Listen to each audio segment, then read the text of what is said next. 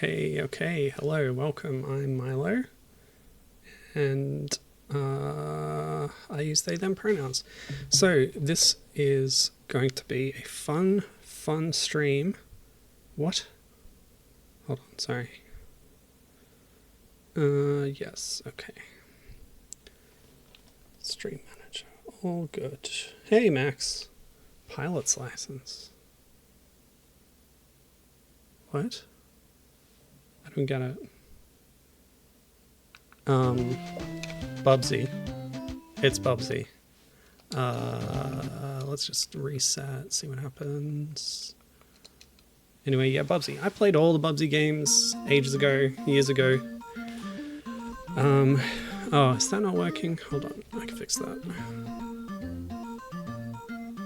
Oh no, is it? Hold on.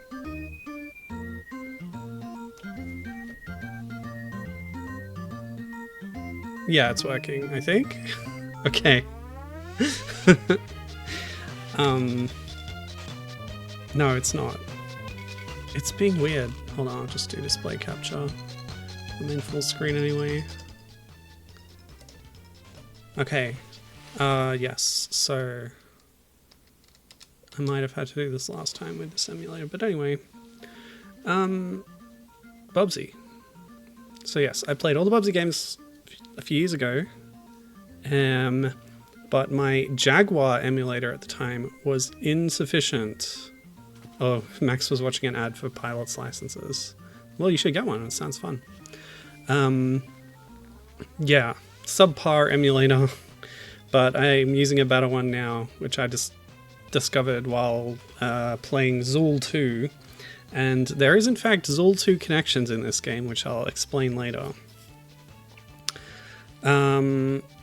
So there is a stream in my far back catalog where I played this, but this time I'll be doing it better and I'll actually show all the content in the game, ideally.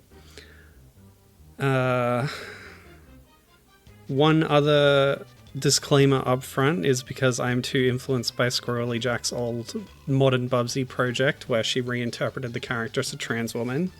So I like to think of Bubsy as a woman, so I'll be using female pronouns for her. So deal with it. Oh, pilot's license is a quote from another Bubsy game. Yeah, that shows how long it's been since I played the other Bubsy games. Like, I've just blocked it all out of my mind, I guess. So, wait.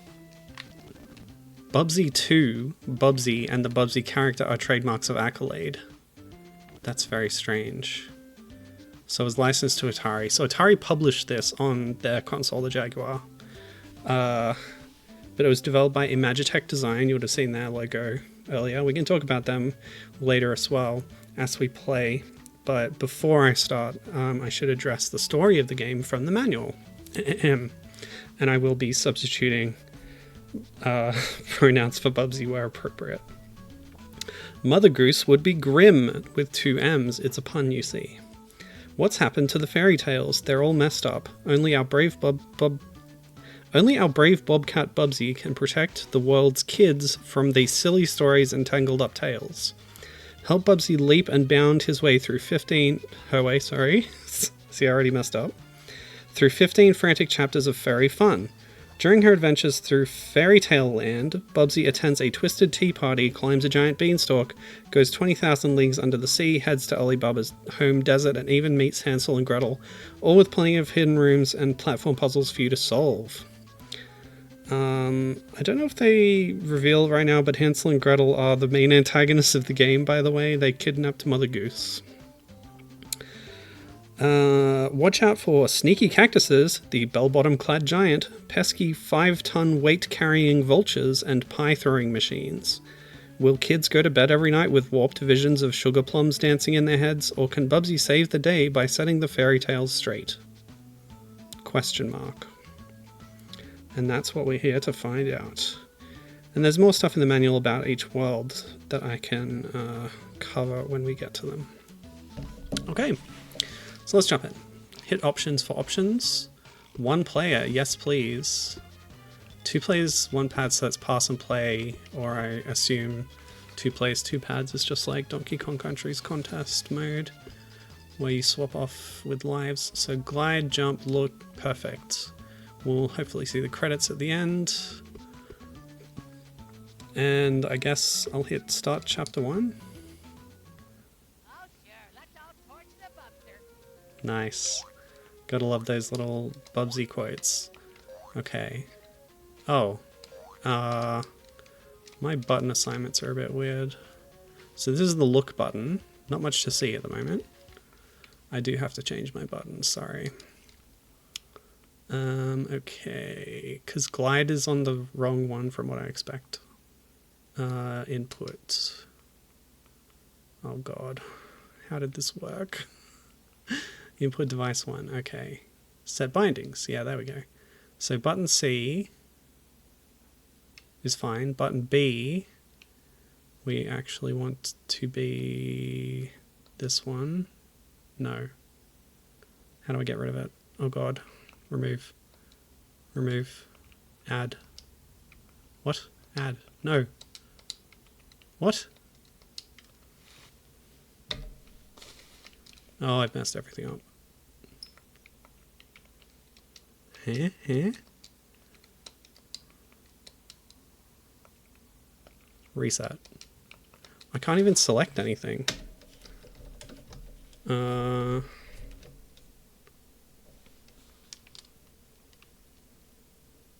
Accept. What? Yeah.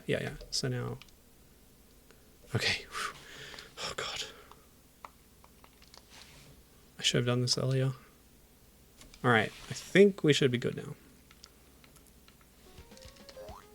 High jump, glide jump, and you can high jump into a glide. Perfect. Hi Captain, nice typo, bushy time, sure. Max had his suspicions about Hansel and Gretel. Okay, so yeah, Bubsy. It's a platform game, alright. So we're starting in Alice in Wonderland world, I suppose.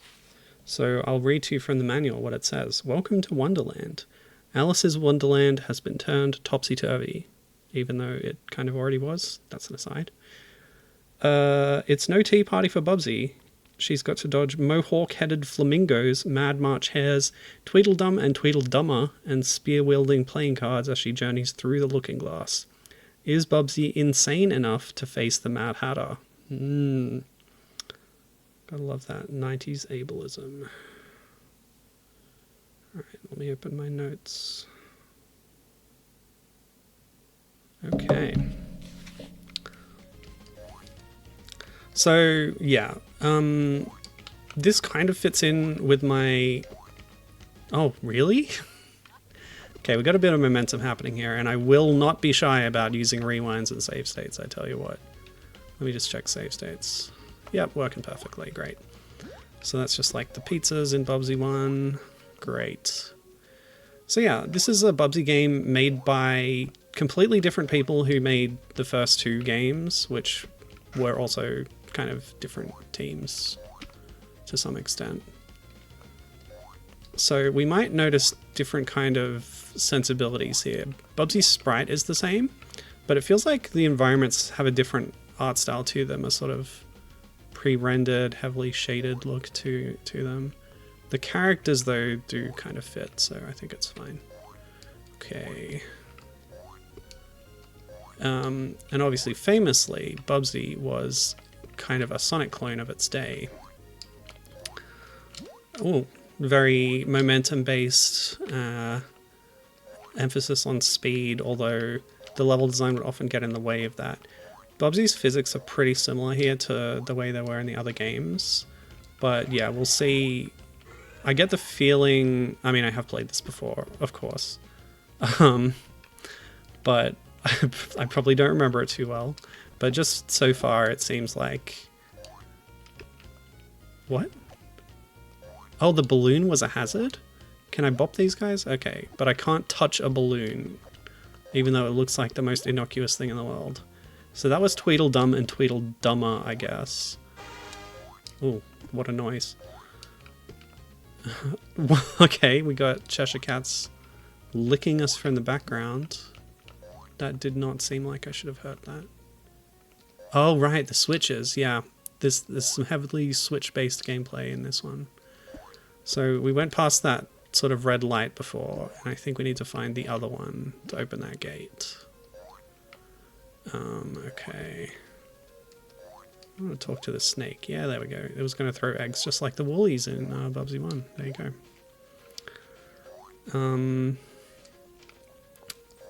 So, yeah, like I was saying, Bubsy's physics, bit of a startup, and then inertia, but the level design, I don't know. There's a big straightaway on the bottom, I guess, but yeah, a bit more precision platforming going on up there. So we'll keep an eye on that. I do have an interesting note about the game designer, but I should have a look at chat first. Captain's saying, oh man, he's just subscribed. Oh great, a 1-up. So this is the thing I was talking about. Oh, you can pass and repass it. So I turned it off before, but now it's on, or I guess the gate is off. So yeah, okay. Yeah, one-hit deaths. Rather than taking on the Bubsy 2 health system, they've reverted to the Bubsy 1 instant death system, where any hit will kill Bubsy instantly.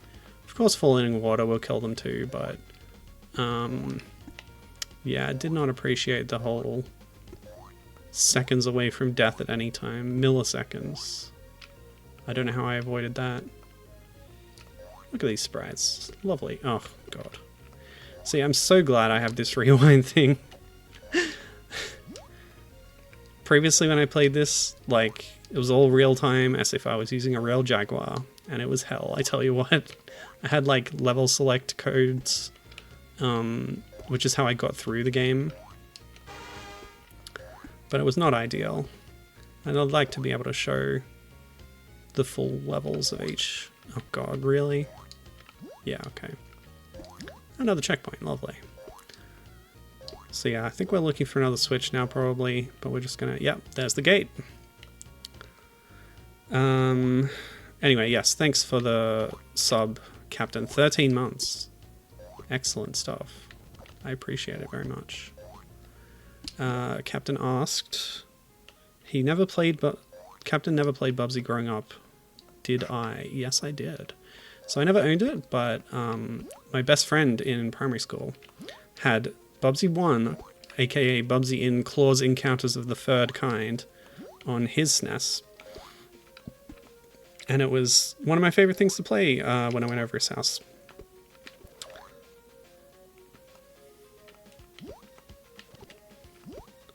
Always playing video games. Oops. Okay, so only the very like specific graphic of the yo-yo has a hitbox. Okay, so we've opened the gate. I don't know why it's 2 green lights on top of a thing. I do love the flamingos. They're very cool. So yeah, Bubsy 1 is very nostalgic to me. So when I did the whole Bubsy retrospective playing all the other games, it was very interesting. Okay, so warp doors. Another thing from Bubsy 1. Although I think they were in 2 as well.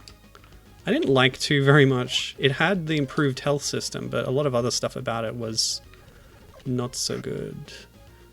Okay, we can build up some speed by running on these mushrooms and then do a little glide over to grab this one up.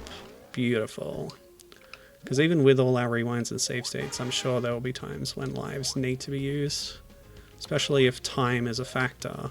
We've still got 4 minutes left to finish this level, but I have no conception or memory of how long exactly they are. But yeah, what I do remember of this is that there's some fun ideas for levels, which I think is a good segue to talk about the lore. Oh, okay. Captain asking, are the flamingos a reference to something in Alice in Wonderland? Well, my sister-in-law is a huge fan of Alice in Wonderland and all assorted media, so I'm sure she could tell you, but from what I remember of the Disney movie, which is kind of, well, not the only thing, because I watched the live-action TV movie as well, which is very good, by the way. It's got good people in it, and I don't remember any of their names, but they're all like famous British people. Actually, not just British people, a lot of Americans too. Anyway, yes, I do know that flamingos were used in the croquet game as mallets to bat hedgehogs. And I don't know if they're in Lewis Carroll's version, but they're definitely in the Disney version, which is what a lot of stuff takes from, even though that's the copyrighted one and they can't claim that that's what they're doing, you know? Yes, Captain is remembering that now too. Yeah, so about the lore. We're in fairy tale world, and all the fairy tales have somehow gone off.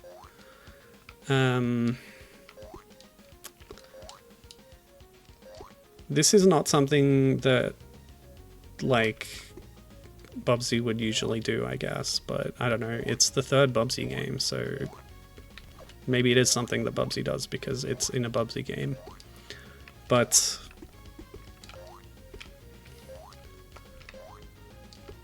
like, first, you know, wacky as the locations are, there was a bit more of a grounding to it, I guess, in the first game. The second game had a plot where Oinker P. Ham was using the technology of virtual reality, genius inventor, to make, I guess, virtual reality scapes out of history, and like that was affecting history in some way, maybe. So we had to stop him. He was a big pig guy. One of the periods that was featured in that was like space sci-fi type stuff, which naturally... Wait, is this the start of the level I fell down to? That's kind of interesting. So how do we actually beat the level? I don't know what's going on. Yeah, yeah, I've definitely been here. I wish I could roll in a ball right now. I don't understand why I've looped all the way back to the start. Interesting level design. Hi Gibbon, how's it going? So I guess I'll go back through the door. I don't know why that door exists, but I was sort of naturally led to it, but I think there's another path I can go to. Maybe it was... No, because you don't need to backtrack, because the gates lock you into certain level sections along the way. Trying to puzzle out the level design, but yeah, I was in the middle of an exploration of Bubsy lore. So I don't know if Virtual Reality's machine was able to pull from future times, or I speculated at the time that it was also, you know, that was the original purpose, but like, I guess an evolution or expansion of that concept is going to fictional worlds and recreating them. And so that was my theory about the plot of this game, is some kind of malfunction of the device caused it to create Fairy Tale World, which we have now come to. So, you know, there's a possibility. There's a sort of tie-in between the plots of the second and third games. So that's the lore dump out of the way. Captain loving the premise of stories come to life. Have I read the comic Fables? No, but I'm familiar with the Wolf Among Us game thanks to Mitchell Wolf and Dustin Jackson's podcast Telling the Tale. Okay, I ran out of time. So it's put us back at that checkpoint, but I can just load back here. We have a little bit of time. So the gate was there, and then I don't know. Is this new? Oh, this might be new. Maybe the end is up here. There we go. A little bit of a level quirk there. But yeah, no, I have not read the comic. What animal is Bubsy? A bobcat. The Japanese release of Bubsy, at least... Was that not the same quote again? Okay, whatever.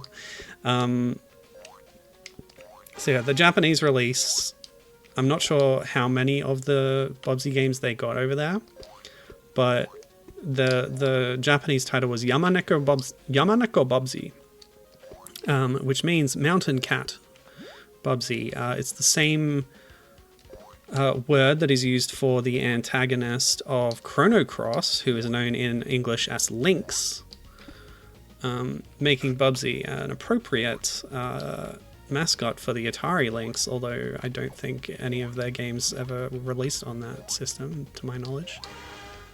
This is on the Jaguar, which is like the home console, and at the time the Lynx was the portable. Yeah. No, the resolution on that was terrible. It would never have supported any of the Bubsy games. They would have had to make an original one for it. So yeah, Bobcat, Mountain Cat, Yamaneko literally means mountain cat, by the way. Lynx, that kind of thing. Some kind of wild, medium-sized cat. If you look closely at the character sprite, or especially the artwork, which I'm not really displaying any of because of the way this emulator works, I couldn't like crop the screen in that way. You see distinctive black points on Bubsy's ears. Okay, so that's an invincibility, I should say, power up that we got there with that shirt.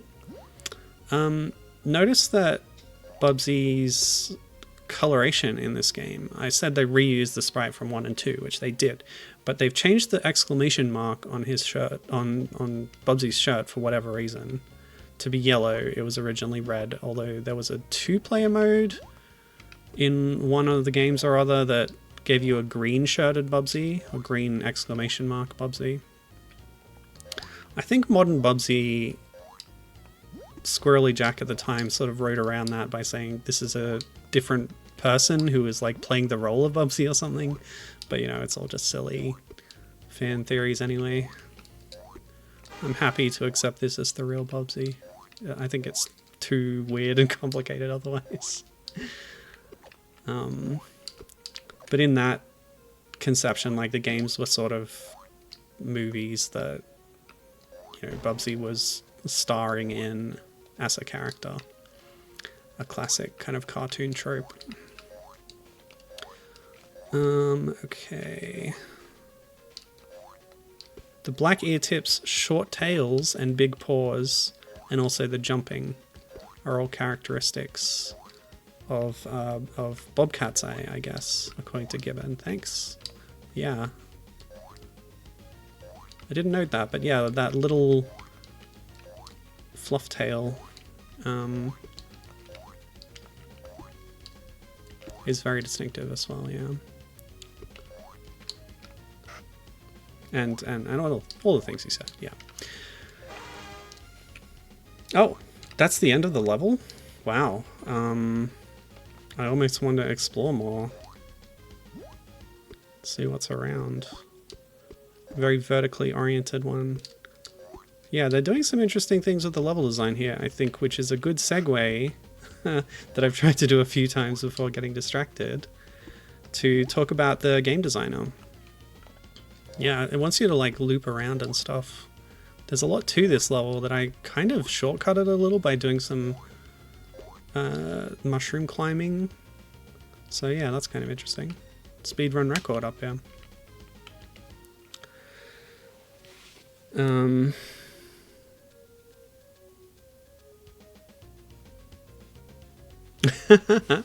Given pointing out, there was a fourth wall breaking thing in the earlier games, if she recalls correctly, that Bubsy was the janitor and ended up, quote, starring in the game. Yeah, it's the same voice line again. That's so weird. Yeah, I don't remember if the janitor thing was in the manual or if that's something that Squirrely Jack made up. But yeah, either way. Which brings Gibbon to her TED talk about how Blinks is just a Bubsy game. I'll listen to that TED talk. Blinks is funny. Another attempted mascot, Orange Cat. They do have a lot of similarities. Time travel. Bubsy definitely does that in number 2.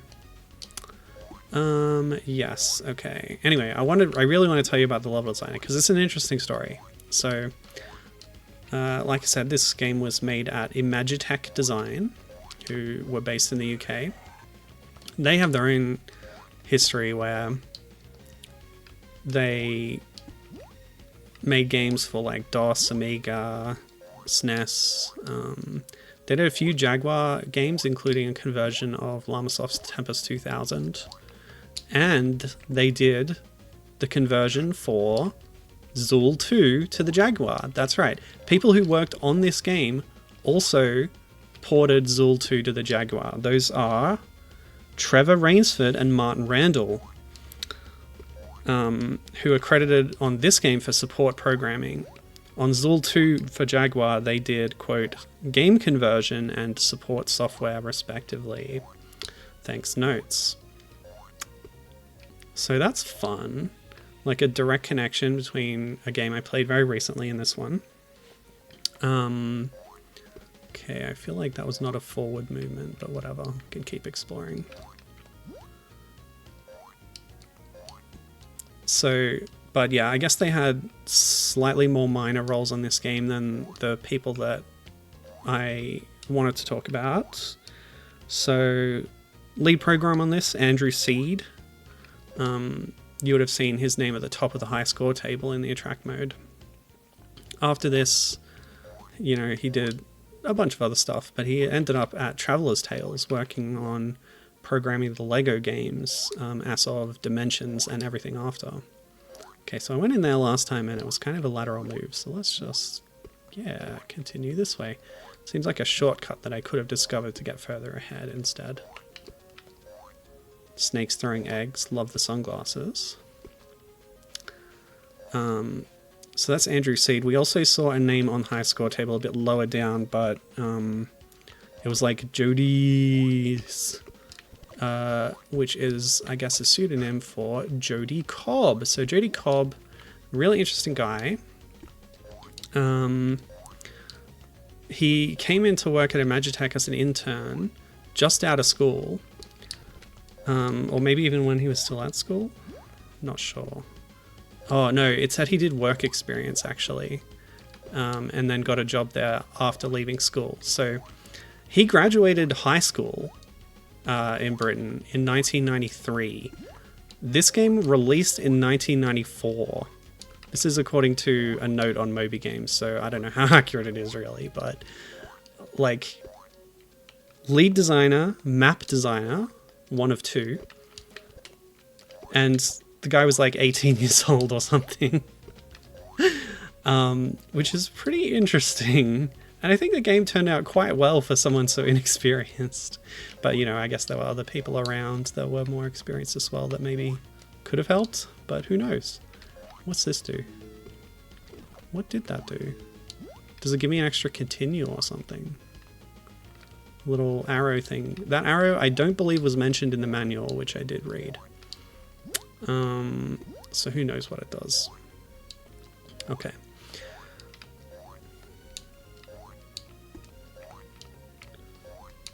Let's see. And yeah, so after working at Imagitech for a little while, Imagitech didn't last forever. They were acquired in 1997 by Gremlin Graphics, the creators of Zool. Another connection. Jody left around that time and went to work for Sony Computer Entertainment Europe, their office in Leeds, and worked on things like Wipeout 3 and I don't know, something else I don't remember. But yeah, it seems like he did pretty well for himself.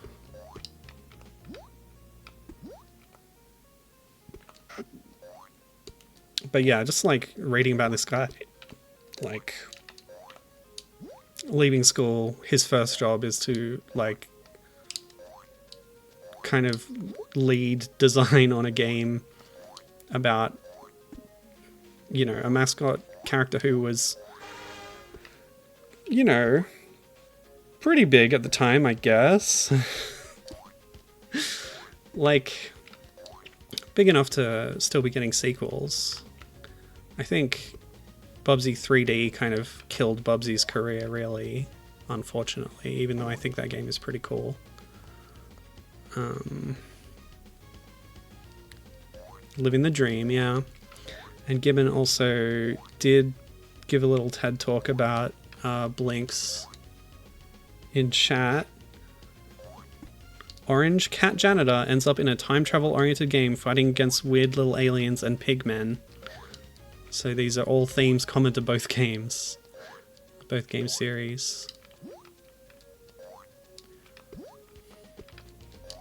And in Blinks 2, Blinks got his, like, rival character, his Shadow the Hedgehog or whatever. His Knuckles the Echidna. That's something Bubsy was always missing. Bubsy never had a rival, a counterpart.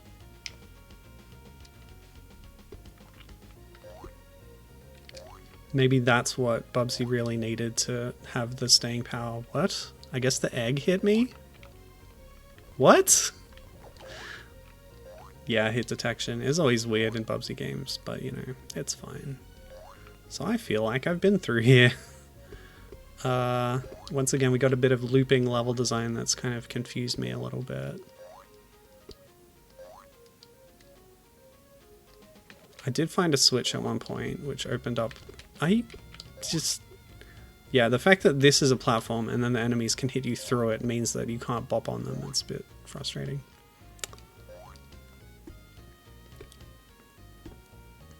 Meh.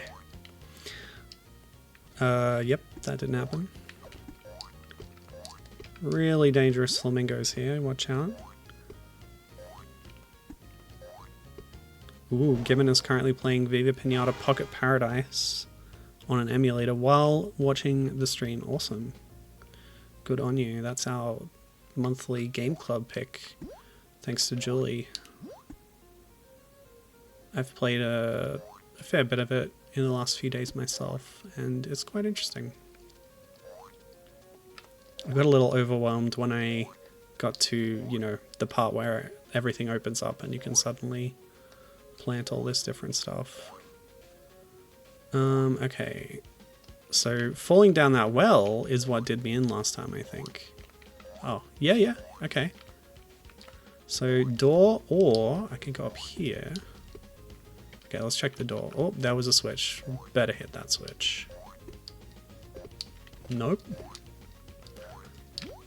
I'm really wishing for some kind of attack like Zool had or something I could do that makes me a little less vulnerable, but that's Bubsy, you know. Her vulnerability is what makes her compelling and relatable. Okay, yeah. Gibbon while playing Pocket Paradise, marveling at the clips from the show that are displayed at the beginning, and they also show you little clips during or like before and after the tutorial episodes as well. It's pretty cool. So that's back at the start, isn't it? Yeah, it's a big loop again. So why don't we go this way? Oh, I've been this way already. Have I been in that door? We'll go in the door now. Maybe there'll be a path now that I press that switch. Oh. Oh, that's the well drops me down there. Okay. Wait, was this the door? I'm so confused. I'm lost. I don't know what's going on. Okay, that is the door. But I opened up a path from here. I never saw a gate though.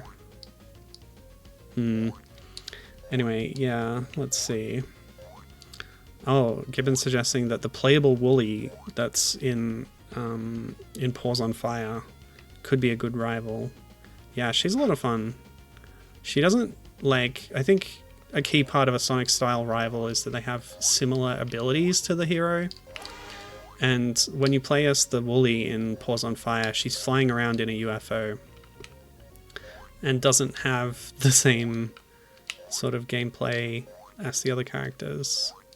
But having the character be from the antagonist species is a good starting point. Okay, checkpoint. Oh, boss fight? Giant T, Kettle, and the Mad Hatter. Okay, that's all hitbox, so just don't get close, I guess. Oh, different attack pattern. So we bop on the head, no sound effects. Not even on his attacks. I'm not sure about that decision, but okay. Oh! Of course we're dying in one hit, so we gotta watch out. I love this teapot tank, it's very characterful. The Mad Hatter is very silly, poking out the top like that. Pretty funny stuff. For some reason I'm getting BC Kid vibes. Oh god. Why don't we... Oh, so that's not a hitbox in the middle, but the back is? So strange. Well, how do I escape this? There's like a small area inside the tank that's not hitbox, but everything outside of that is. So if you try and escape, you instantly get hit and die. Because of course Bubsy only has one hit, because Bubsy is a weakling. And with no fanfare at all, the boss is defeated and rolls off screen. What a weird boss. Okay, sure.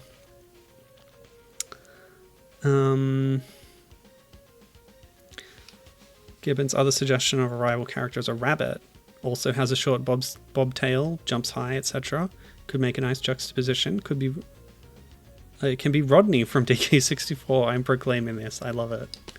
Yeah, get that crossover. Hey, Max!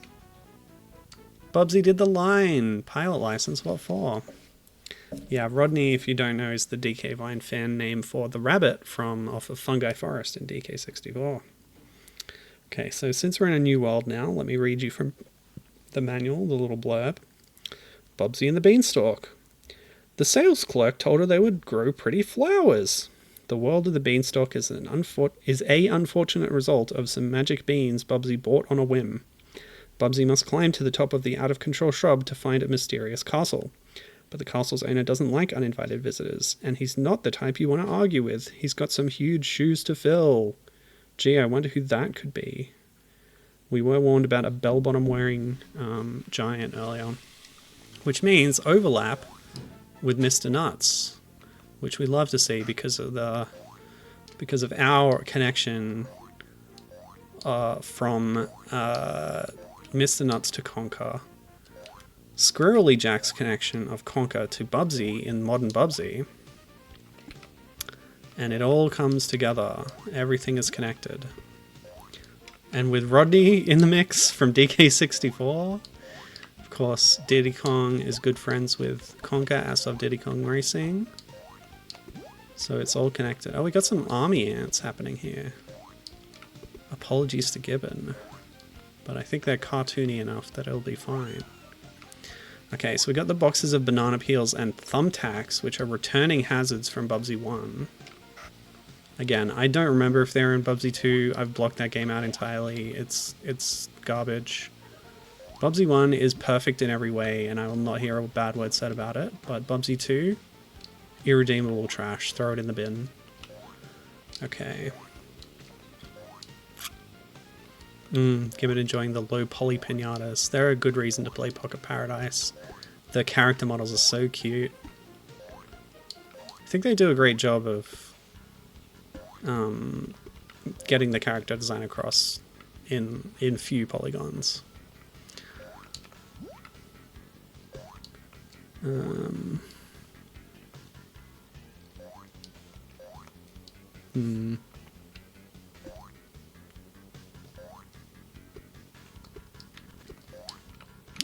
Gibbon confirming the ants are fine. The ants in Elden Ring, too much. Ants here, they're fine.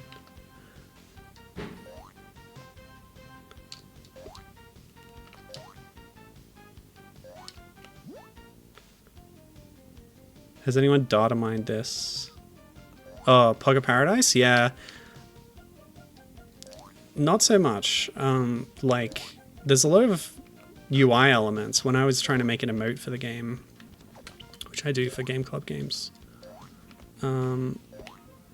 Sprite as a resource did not have a rip of Pocket Paradise sprites. And like, just everywhere on the internet, it's not, doesn't have much presence. So, yeah. As for whether Mumbo is in it, yeah, I don't know. I don't think anybody has done the work to find out, unfortunately. Oh, yep, the thumbtacks. This Ant's character sprite is very interesting. It's very busy. But I feel like... Okay, so I should tell you a little about what other things Imagitech has done. Imagitech Design. I mentioned how they've done a few Jaguar ports, but they're probably most famous for The Humans, which is a series of puzzle games. I think they're behind it, or maybe they just did some ports, I don't really know, but they're credited on a few of the games in the series, so they probably did it. I should have checked that. But I'll tell you what The Humans is. It's like a kind of caveman themed take on like Lemmings or The Incredible Machine or something. Side-scrolling puzzle game. Pretty famous, I think, especially in the UK and Europe.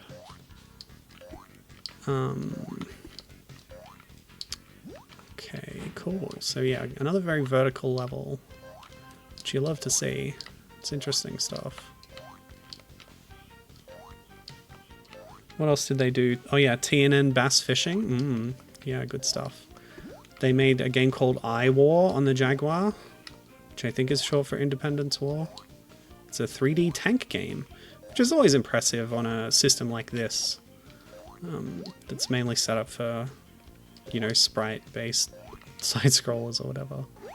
They made a 3D tank combat thing, so good on them. Tempest 2000 also is in 3D, uses some cutting-edge vector graphics stuff, which is cool. Ah, it's more climbing, okay. Let's see, what else did I write about them? Yeah, so I guess the relevant thing, the most relevant other thing that they did for this game is they made a game on the Super Nintendo called Snow White in Happily Ever After. So they've done another fairy tale game, which is, you know, protagonist in name of game. And the fun thing about that is it's a sequel to the original Snow White story. And much like we were talking about Alice in Wonderland and stuff, it's obviously inspired by Disney's version in whatever ways, but legally not, you know? But yeah, like certain people, this was their childhood game, this Snow White game. Okay, so I think that might have been... Oh, a checkpoint. It felt like I just went backwards, but... No, let's go back, see what else is up here before I jump in. I was warned about these vultures carrying 5-ton weights. They must be very strong. Classic Bubsy death animations, by the way. Okay, so I'll just check over here. I think we're just going to go up on these leaves. Yeah, so we'll get a running jump off here. Forget about the door. Yeah, so this Snow White game, it's set after the original story. So Prince Charming is like... it was Charming in Snow White, right? Yeah, the prince, whatever nameless, faceless guy that she ended up with for no reason, is a playable character in the game. You can choose between Snow or this guy. I don't know why you would pick the guy, but I guess he looks kind of cool because he's got like a cloak and stuff. But yeah, you could play Snow White. And I'm a sucker for the direct-to-video sequels with their stupid excuses for plots and stuff. Seeing the characters do new things, I think it's fun. So yeah, good on them. And of course, it set them up perfectly to do another fairy tale based game in Bubsy and Fractured Fairy Tales. Oh, there's the exit. Okay, cool. Right. Okay. Sorry about ignoring chat. It's over here, so it's hard to see. Oh, another Blinks connection to Bubsy. The second game is kinda trash. I love that. The ants in Elden Ring given an anxiety attack. That sucks. Yeah, I'm sorry that happened. Unfortunate. Oh, Gibbon wants to get back to data mining Rusty Pup, Chris Seaver's recent game. Most recent game, I guess, even though it's like quite old at this point. Unfortunate. Hopefully put something else out at some point. Yeah, she wants to see if there was like a Conker reference in Rusty Pup's files at some point, but we couldn't find it in the actual game, so she wants to see if it's in the files. Gibbon does know The Humans. She owns it on SNES, and it's great. Awesome. Yeah. I didn't know much about it just from what I read, so good to hear that it is actually good. It's a cross between Lost Vikings puzzle solving and Oddworld tribal stuff. Okay. See, that's more interesting than however I described it. It's a Lemmings clone or whatever. Yeah, okay. I like it. So Lost Vikings style suggests it's more about individual characters and their skills. Oh gosh, yeah, they do advertise the Jaguar as a 64-bit system. What is this now? Out to lunch? Oh, it's an enemy. Okay, it's a snail in a house. But the size of the character sprites, pretty impressive stuff. Yeah, so the Jaguar was advertised as a 64-bit system, and as Gibbon points out, it had a more capable graphics card than the Nintendo 64. That is a lot more than I expected, so that's interesting. It could easily support 3D stuff. The game file sizes were the limiting factor there. Right, the cartridges and the ROM. Yeah. Interesting.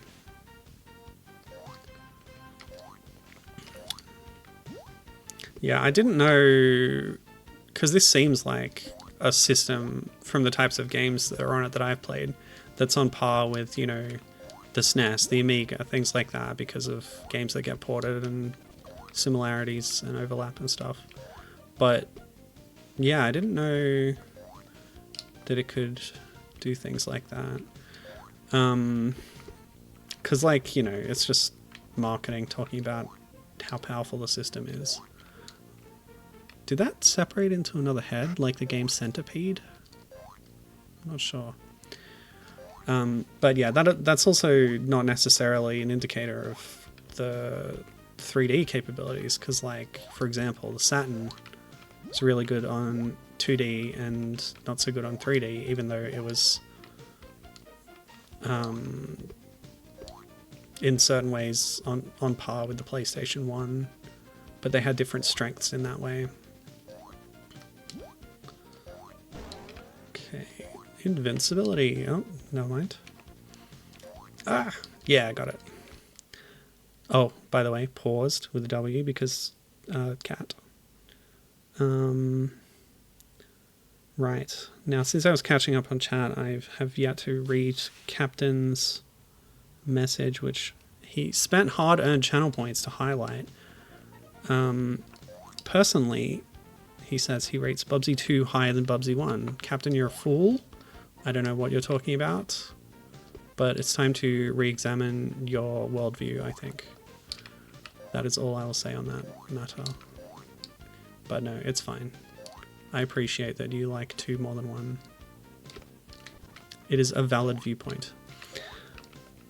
Wait, you haven't played either? Okay, I don't have to listen to you. Your nonsense.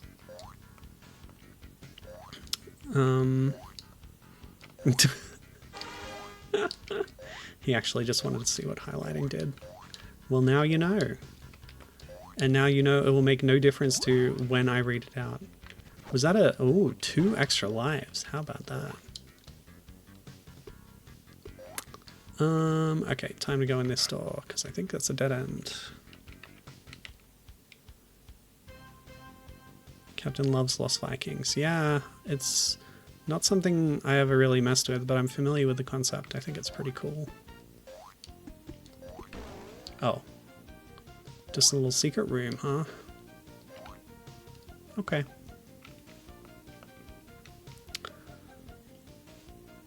The elusive 2-up. Wonder if they'll get any higher than that. Like Donkey Kong Country's 3-up balloons. Always a big deal when you find one of those. This whole thing is like a dead end, but it got us a checkpoint there, I guess. So yeah, the time limit really does come into play in some of these big sprawling levels. It's pretty interesting design. Experimental. And kind of fitting for someone doing their first job on this. Captain's mind was blown finding that Lost Vikings was made by Blizzard. Yeah, back when they were good. Oh yeah, Super Mario World's Moons, the rare 3-up. Gibbon pointing out that the first Alien vs Predator first-person shooter was on Jaguar. This is true. Is that one good? I don't know. Was that a Doom-style one, or did it have 3D graphics like, I don't know, I guess Quake? Go on, go in the door. Wow, we certainly went past a lot of stuff there. I saw another 2-up shot as we zoomed past. Okay. Whoop. That was a mistake. Highly stung. It was Doom style. Okay, okay.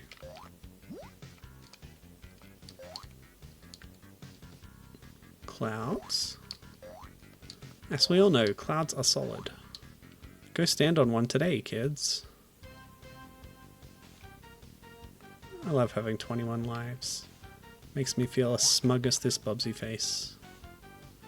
Notice how the face is slightly different on the character model than it is on the life total icon thing. Because they're slightly different sizes. Whereas the orb is the same size as the collectible orb. I do like the kind of pseudo 3D look of the orbs. The rotation. They're probably pre-rendered. Oh yeah, it does split into an extra head. It is exactly like the game Centipede. Now that's a cool game. Okay, another checkpoint. This level is enormous. Do I get 1-ups for collecting orbs? What are they for? Points? Gotta get on that high score table, am I right? Come on.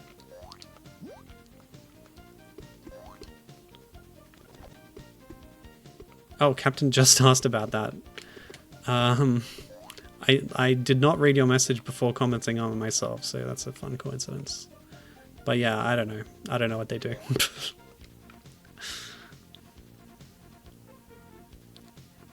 I couldn't even tell you if in the original games they gave you 1-ups for collecting certain amounts.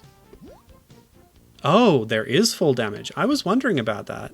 It hasn't come up yet, but we can glide to avoid that. It's not perfect. If you fall far enough, you still have enough downward momentum even when gliding that a fall can kill you in Bubsy. So be careful out there. Always Bubsy responsibly.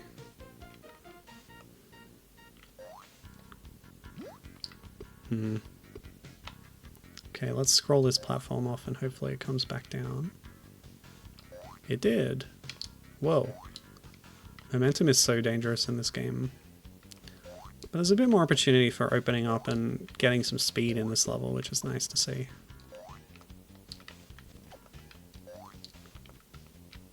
Okay.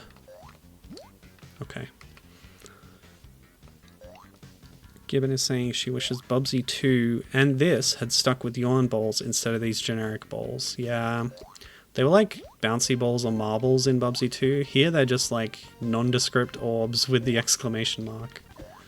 Like even further away from any kind of theme. Like cats do like playing with bouncy balls, sure. But yarn balls are the classic cartoon cat thing, so it made total sense and tied into the plot. And like most other Bubsy games have kind of ignored that until the Woolies came back. I guess 3D didn't have yarn balls, did it? I don't think so, even though the Woolies did come back. Are there unique death animations? Yes, for different kinds of hazards. Wait, what's this? You don't even need to hold C to look up, you just press up. But you can hold C to move the screen in other directions. That's... I don't know, it's weird just to have the arrow there. Well, how do I get up there? There were areas where I could jump and hit a cloud. The cloud would appear when I jumped into it. Is that the case here? It's not directly under the arrow. Maybe up here?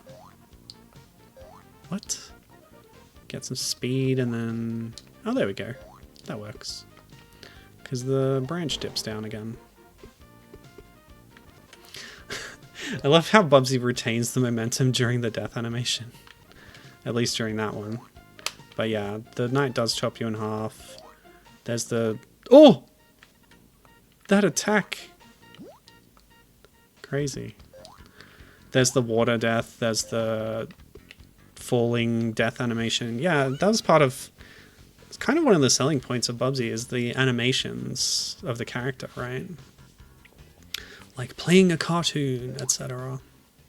Jungle fervor. The snails are so friendly. I don't want to kill them. I wonder what they're pooping out there. Probably a hazardous material that will kill me. Oh, now I want to find out.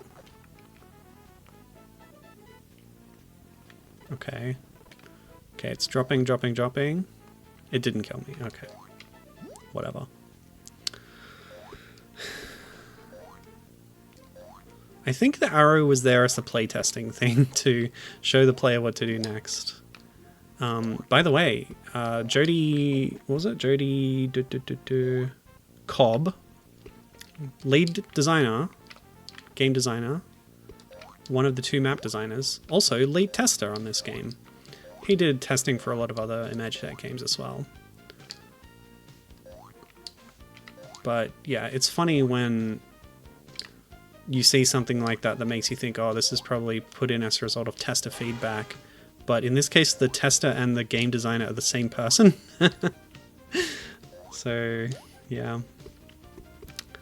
Probably just a case of scheduling and stuff. So we got another vertically oriented section here, which is always interesting to see. Watch this. Yep, cut in half. Perfect. Now, some balls are solid color like this one. Gives me 1. Some flash between different colors. They also give me 1. There's no difference. Okay, just wanted to check. Okay, these floors are starting to get repetitive. Oh, Captain's asking me to rate the Zool series against the Bubsy series. Wow. Gosh. Bubsy is very close to my heart. I think Zool is a much better game. Just like the things you can do in it. Like I was saying, I was wishing for an attack.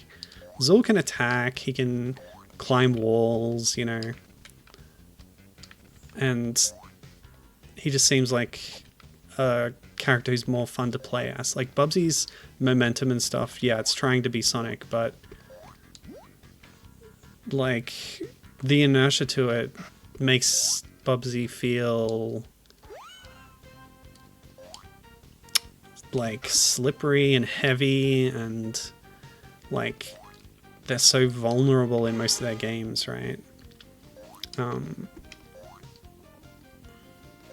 Maybe the death animations are just a sort of way to pave over how easy it is to die. It's like there's some kind of reward for it at least. In 3D, the Bubsy 3D, the death animations were a big thing as well, because they were all like full screen FMV sequences that were different depending on how you died. And so it put even more of a focus on them in that game, which was interesting. But yeah, it's always been part of the series identity. It's just that in Bubsy 2, they were like, yeah, have some hit points so you don't die instantly. So that was nice.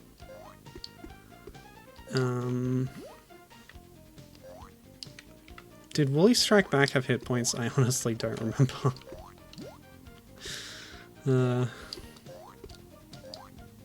Really?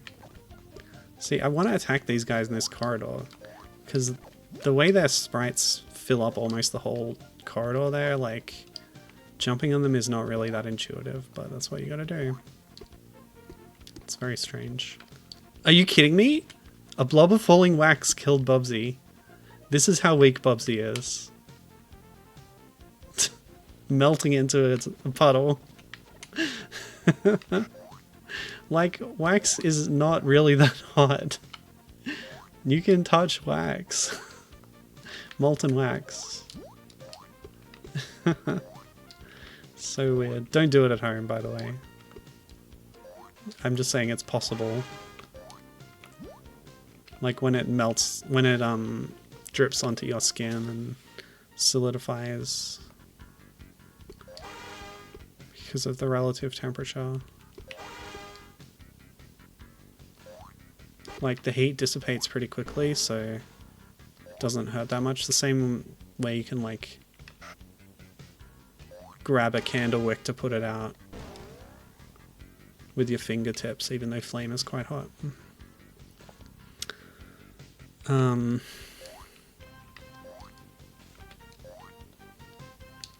But yeah, I have a lot of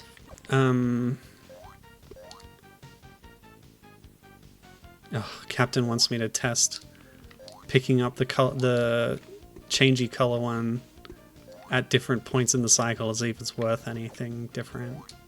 No. Alright, I'll do it. But I'm sure it's the same. So notice when I step on this spike, it's like the opening frames of an animation that was in other games where Bubsy would sort of blow away like a balloon that's been punctured, right? But here it's just the first like 2 or 3 frames of it and then it stops. Cutting corners there on that animation. So much for the Jaguar being more powerful. Anyway, it's not really about that. Alright, let's find a colored orb. Whoa, okay. I'm safe. Boss? What the frick?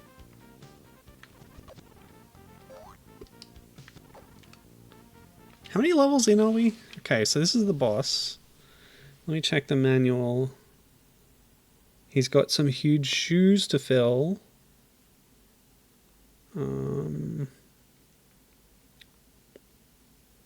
Bell-bottom clad giant. There was some kind of reference in here to the giant not being as big as you expected. Yeah, here it is. So in the hints and tips section at the end of the manual. When you see an enemy, jump on him before he gets you. Yep, okay. That's pretty basic stuff. Bubsy hates showers, so try to get out of the Mad Hatter's shower. Is that like the shower of rocket-propelled teacups that he was throwing? I guess? I don't know. That's not really advice. It's just like, avoid the boss's attack. When a giant isn't really a giant, jump on his dome. Okay, like, pretty obvious platformer stuff. Avoid the color red. Green means go where spiked doors are concerned. So that's about the gates, and now you have to hit those switches to open them. Some girls can throw better than boys. Watch out for Gretel's wicked curveball. That will probably come into play later. So yeah, we've been told to jump on this guy's dome. Wouldn't you know? What a novel concept. Jump on the head of a boss. Okay, let's go. It's a fun design, honestly. The bell bottoms, the platforms. Like, Disco Guy, who is taking the role of giant because drawing a giant is too hard. Mr. Nuts managed it, by the way. What? Why did... Okay, it's the rebounding projectile. Much like Aric's spit shot in Donkey Kong Country 3. I can't believe this guy. What? He's got a kick attack too. And of course Bubsy dies in one hit. It's part of the character. We're just gonna stand here all day? Oh god. Okay, this fight sucks.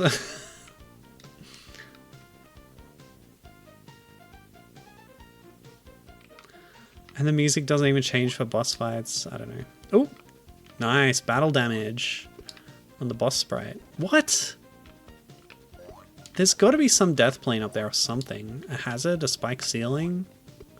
Something is killing me.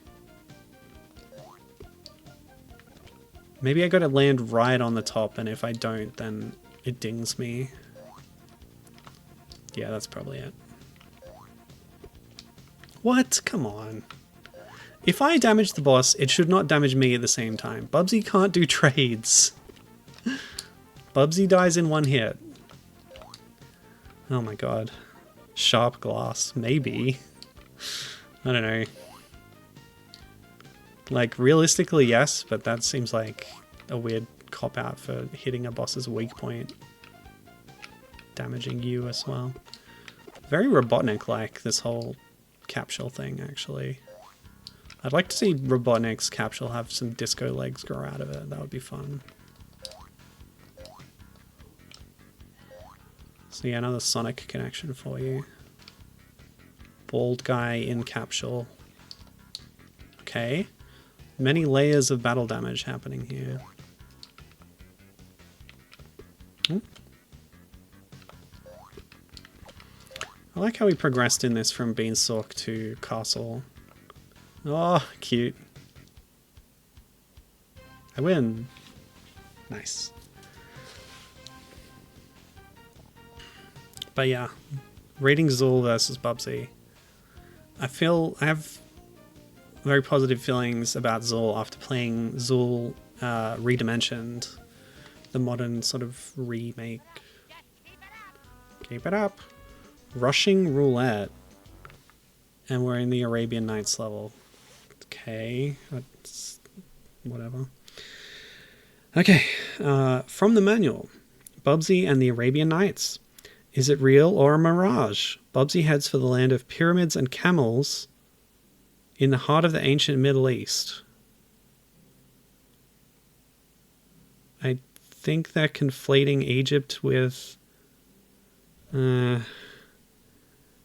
have ziggurats? I don't know. Anyway, moving on. Oh, the riches he'll find. But in the meantime, she must contend with cantankerous cacti, slithering serpents, and a gargantuan genie with evil spells. She's not going back in her bottle if she can help it. So we're looking for a lady genie coming up. Okay. Right. Let's go. Whoa! That's right. Very bouncy tent roofs.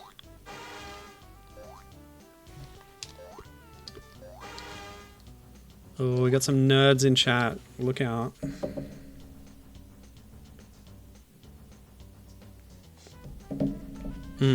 Yes. Whoa, what the frick? Oh! Yeah, so like, is this Egypt, Arabia, or Russia? They're kind of in similar places. Calling it rushing roulette is interesting. What the hell?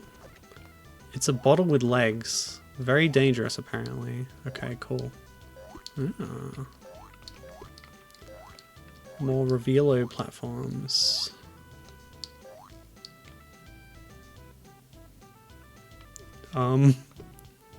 Okay, this is just like the yo-yo. Like, certain parts of the animation don't have damage frames. Oh, you can jump on a cactus to kill it. Sure, whatever. That makes no sense. It just has spikes all over it. Like, you couldn't give it a non-spiky head to communicate that? Whatever. Not hard to figure out that you can jump on a platformer enemy, but... Whoa! Okay. Poor guy was a bit tuckered out. Oh. Secrets. Okay. The snakes are back! From Wonderland to the Arabian Nights. Snakes are universal. Among all cultures. I was playing a board game last night. I don't know if I should really tell you about it because it's not available. My friend is a board game designer, so I had her over and we played some things, including a game that she's working on right now that's in the draft stages about snakes. And the intent is to make snakes more relatable because there's a lot of stigma around them. And so she's working with her friend who owns a lot of snakes, and I guess the both of them are sort of science educators. And yeah, so she has made a lot of really cool games that have biology concepts. She's an evolutionary biologist.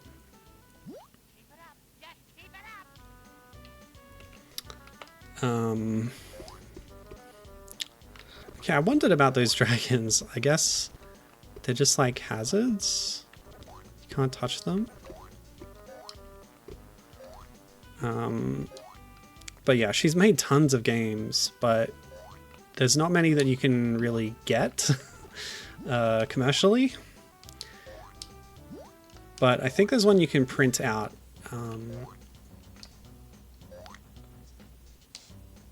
It's called Go Extinct, and it's kind of just a riff on Go Fish, but it's themed around evolutionary tree biology stuff. So like there's versions of it about carnivores and where they split off and common ancestors and stuff. And there's one about Australian megafauna. But yeah, when I was working with her, she left, unfortunately. But we did like board game lunches, which were a lot of fun. And she would always bring in... Okay, so that's also a hazard at some times, but not others. Yeah, and she would bring in games that she was working on for us to like play test and give feedback on. Okay, so if I jump off at the right time on this thing... Oops. Get up, Bubsy. Shake it off, buddy. Nice.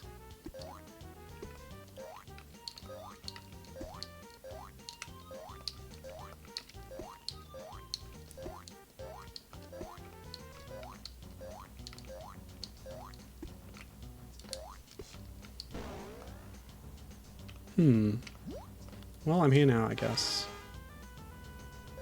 Also, the vultures are back.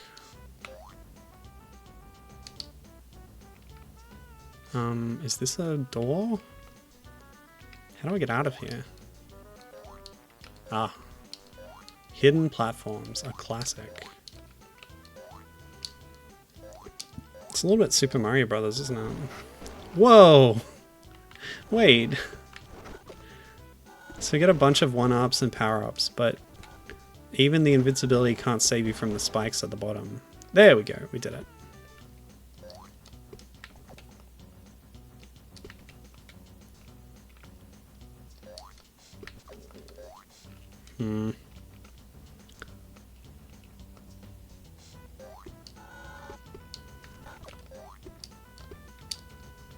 Yeah, hopefully she publishes some more games at some point. But I don't know. Her name's Ariel Marcy, and yes, she was named before The Little Mermaid came out by Disney, by the way.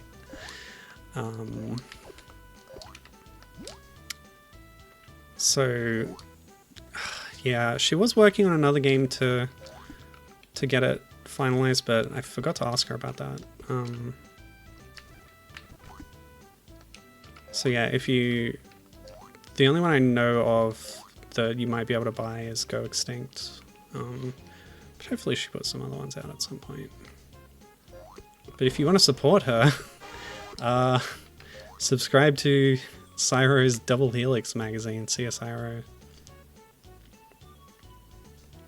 Okay, she's got 2 games on Board Game Geek, apparently. Is that the 2 variations of Go Extinct I mentioned?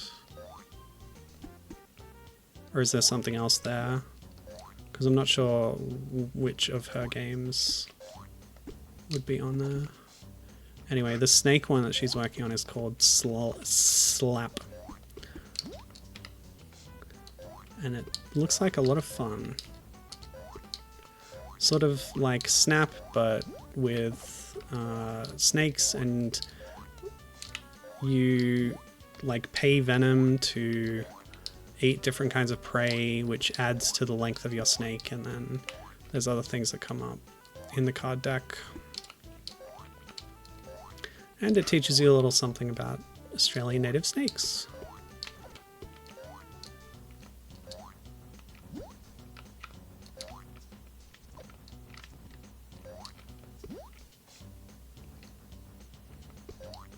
It's very cute. Although it's only draft artwork, the version I played. She said they're working on contracting indigenous artists to create unique card artwork for each snake. Should be really cool.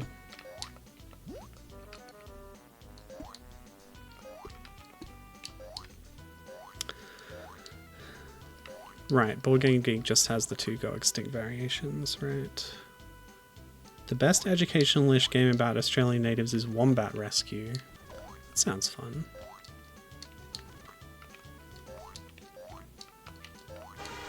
I'll have to ask her if she's heard of that one.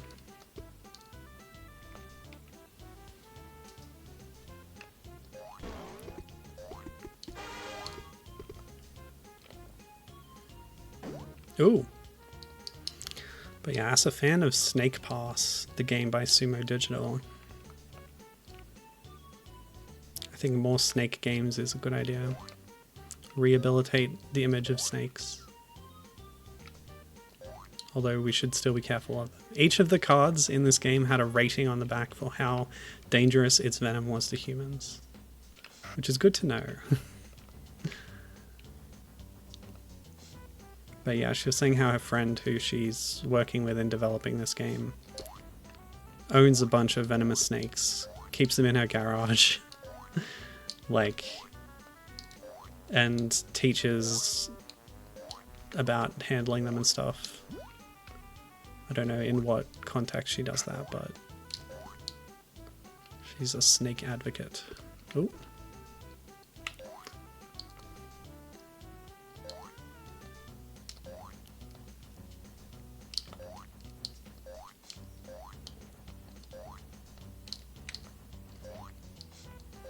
Oh, Captain couldn't get into Snake Pass. Dang. Oh, hold on. Multicolored orb here. Okay. See if you can judge when I'm picking it up. Yellow was worth 1. I think that was red, worth 1. That was yellow, worth 1.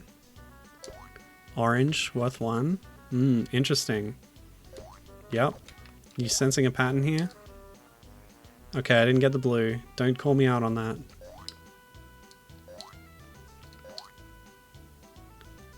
I'm so lost. Did I come through this way or going the other direction? This level's a real maze. Okay, that's definitely not the direction I'm going. So what about... Ugh. Up here? I'm sure I've been up here.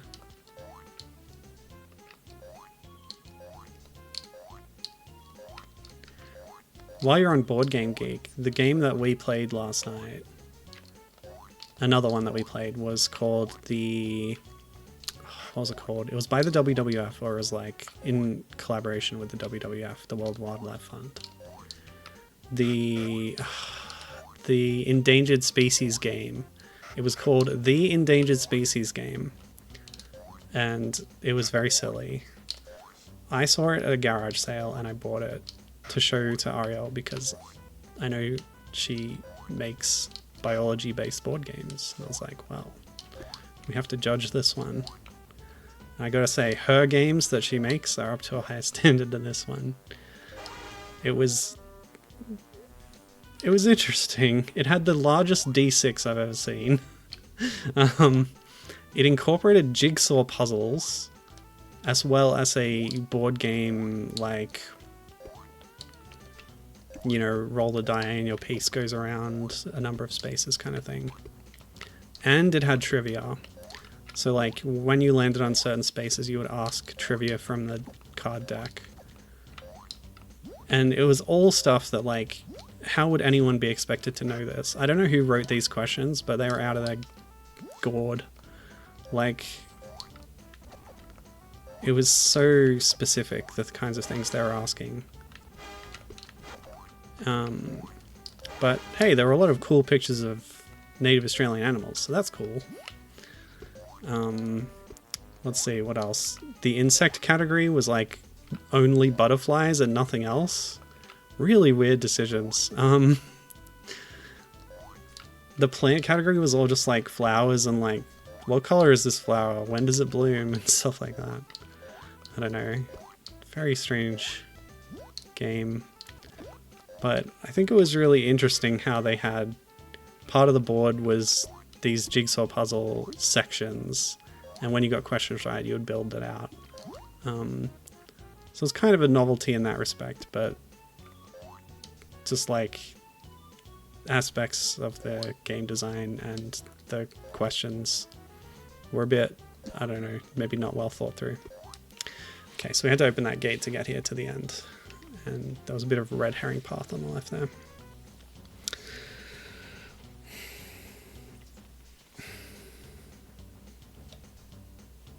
Oh, I was watching the sort of orb counter in the lower left, but Captain was watching the point counter in the top left. And he reckons they're all worth 10. Yeah, that's right. Captain's found the game on Board Game Geek. Yeah, so there's 6 sections of mini jigsaw puzzles on the top half of the board. Bubsy and the Beast. And the lower half of the board is the card pile and the, like, what do you call it? You know, the grid that the game pieces go around. It's in the shape of Australia.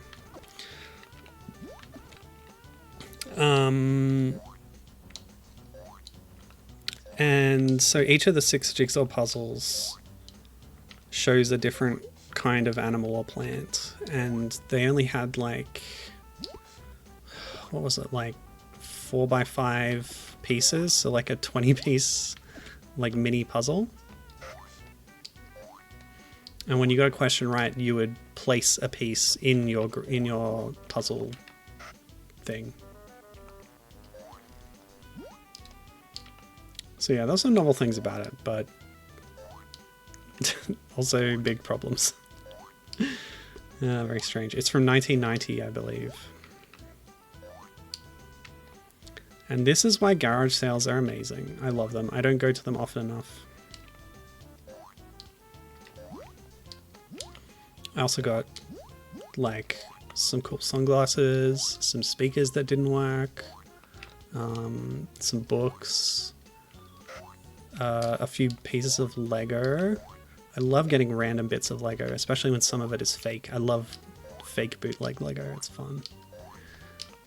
What else did I get? I don't know, a bunch of stuff. It was cool. Some badges. What do I do here? I can't jump out of a slide, so just walk slowly, and then I get egged. Can I jump over the egg? There's no warning on the attack animation. Yeah. This game is not quite as polished as the other Bubsy games, but like they had a lot of BS death traps and like bad game design as well, so You know, it's perfectly fitting. It's a perfectly cromulent Bubsy game. I think it's a shame that everybody overlooks this Bubsy game. Bubsy 3D is not Bubsy 3. It is the 4th or 5th Bubsy game, depending how you count whether Bubsy 2 on Game Boy counts. Okay, nobody counts that but me, but still. Why do we have like a bunch of different teleporters here? That's quite worrying to me. But anyway, yeah, I'm a fan of this game. I think it's cool.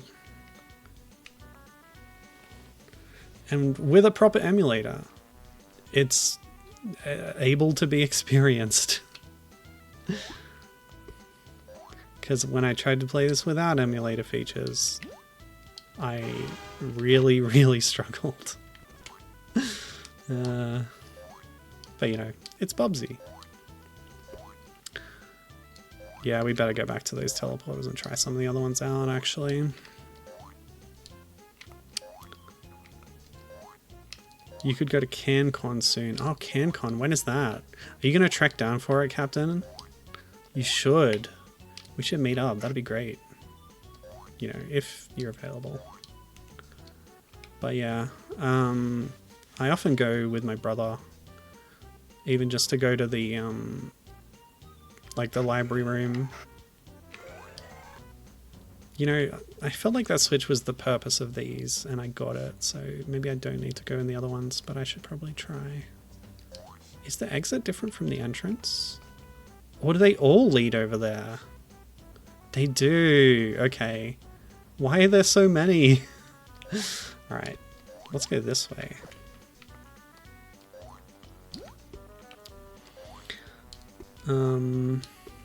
Oh, did I miss a Switch? I don't know. Chat's... I'm so far behind on reading chat that I don't know how relevant that is. Sorry about that. Pick a pipe. Oh, it wasn't a Switch. Oh, it's this Saturday? Oh gosh, this Saturday. What am I doing this Saturday? Yeah, I might be able to go. I guess it's too late for you then. Wait, oh, I'm back at the start. I completely backtracked. Oh well. 5 minutes down. At least I hit that Switch. Enormous bloody levels. Oh. I hope this doesn't take too long today. I have to go pick up my bike. It's in the shop. Can you believe the pannier rack on the back snapped? Like, it was made out of such cheap metal that, like, the metal tubes that made up the structure of what should be one of the more solid pieces of the bike to hold things on the back just snapped clean in half. And the basket is, like, hanging off at an angle. It's absurd, but I guess that's what happens when you buy a bike at a supermarket. You get cheap components. I love that bike though. Incredibly cheap for an e-bike. But that's all I needed. I'm not taking it for long rides, so it doesn't need to be that good. My eventual goal is to ride it to work. Haven't quite got there yet. Just because of chronic fatigue issues. No!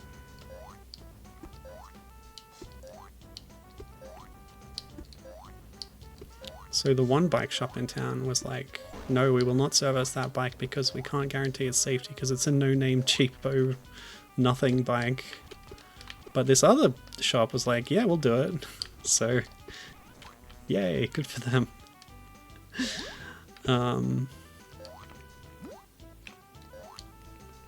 Okay. Yeah, a bunch of spike pits. That's the Bubsy I remember.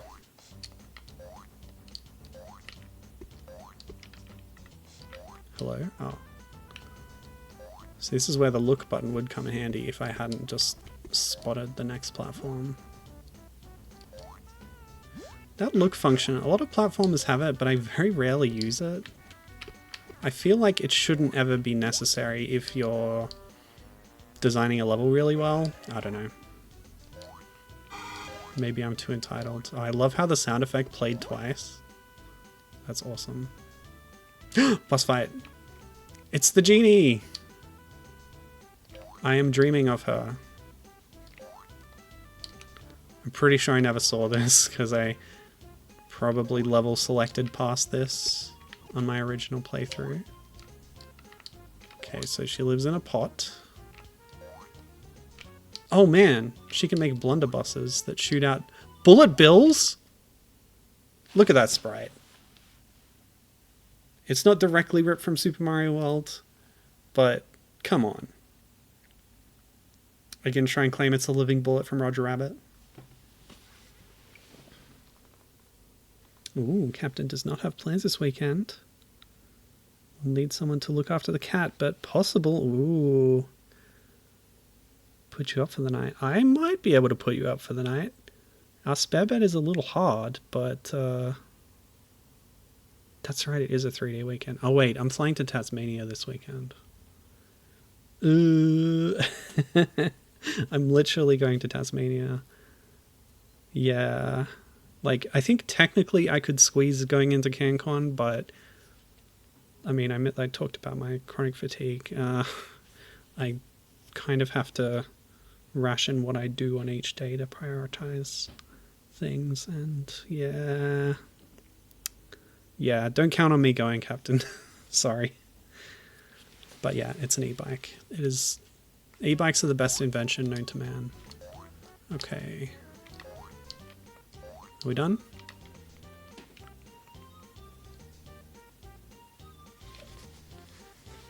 Cool. Oh yeah. Well, if you do go, I hope you enjoy it. What do I look like, Flipper? Flipper. Run silent, run deep. Okay. Since we're on a new world, let's read up the manual. Oh yeah, that reminds me. I'm in Tasmania next week, so no stream. Yeah. Good to establish that. Okay, this world. Water Bubsy. It's called Water Bubsy with no space. Water Bubsy. Bubsy's in a bubble? Even though she absolutely hates water, Bubsy must tread through the marine mayhem she encounters in the briny deep. In this undersea adventure, she'll have to fend off malcontent mermaids, starving sharks, sneaky seahorses, and aquatic hamsters? Exclamation mark, question mark, exclamation mark. Oh, and there's also a section at the bottom that I haven't mentioned that has full biographies of every enemy. I don't think I'll read them, but it's fun.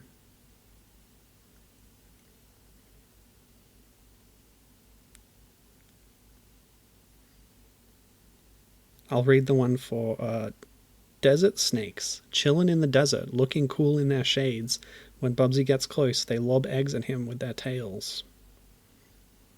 There you go. So, the intro to the game alluded to 20,000 Leagues Under the Sea, but that's not really a fairy tale.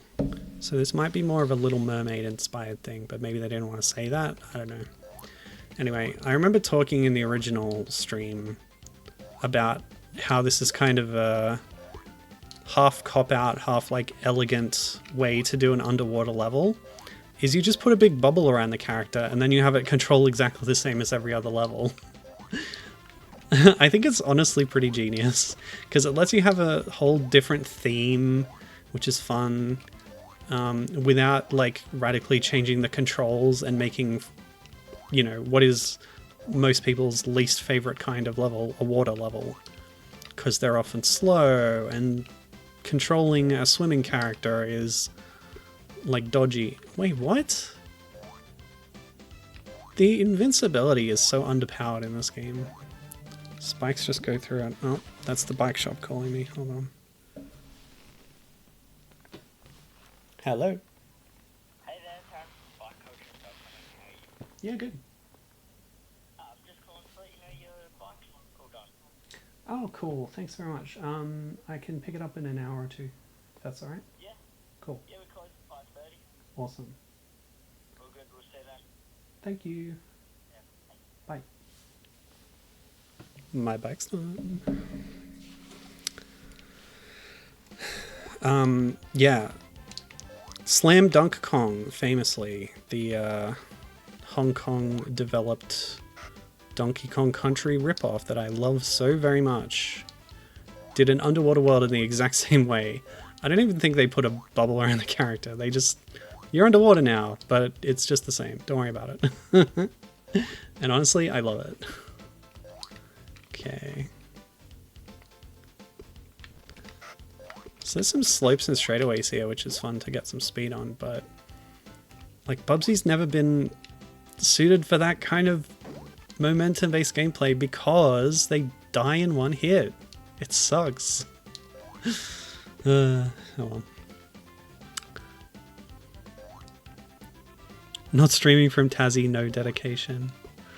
Well... Yeah, I don't know how good the internet connection is going to be, but I will not have the hardware to do it.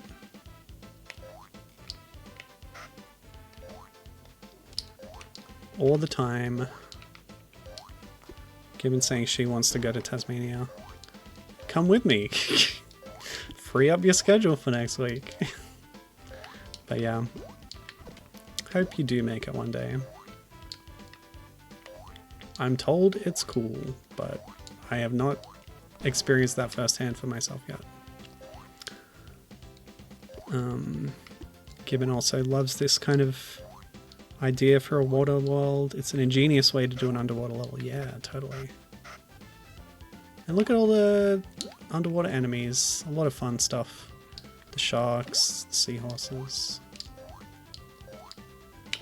That, like, sea star throwing octopus ninja thing. This fish with the incredibly scary jaws. A lot of fun stuff going on here. There is even malcontent mermaids. Let's see. Oh, I want to see what their attack pattern is.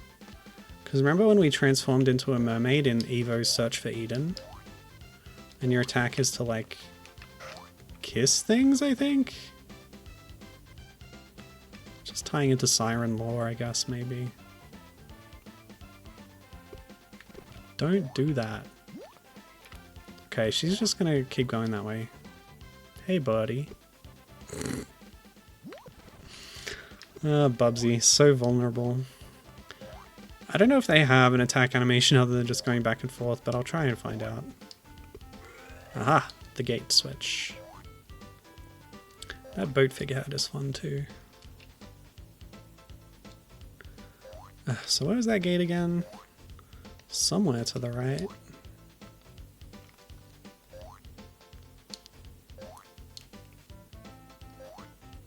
Role-playing squad meetup in Tassie. Yeah, let's do a game session from Tasmania. Ooh. So this is the hamster promised by those exclamation marks. I guess it despawned.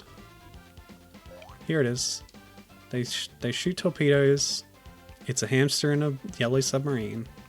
What more do you want? Beautiful. The thing about the gates is, once they're gone, they're not there. So, if you don't remember where in the level they were, I don't know.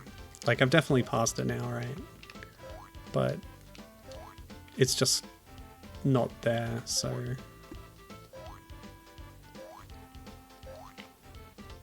Oops.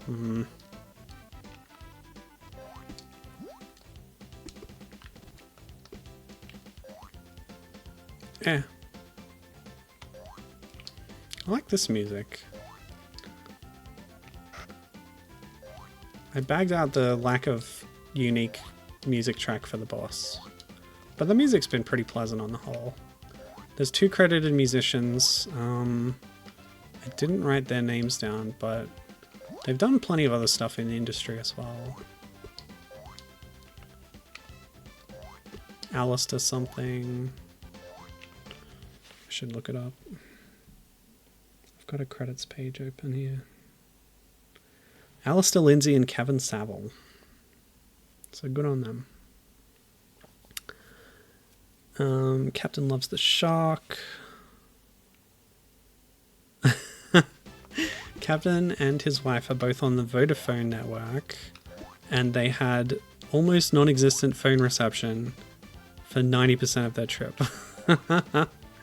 Okay, well, we're staying in Hobart the whole time, so hopefully it's not as bad. Vodafone. Do Vodafone have their own network? Because most phone resellers here reuse Optus or Telstra's network, or like, yeah, contracted or whatever. I don't even know where this gate would be. Okay. But there's like one other smaller company that's not the big two that has its own network, and I don't remember which one it is. Mermaids can swim through rocks, confirmed. Yeah, that's right. They're non-corporeal. They're like, you know, they're not completely physical beings. One thing that was kind of interesting about the... Okay.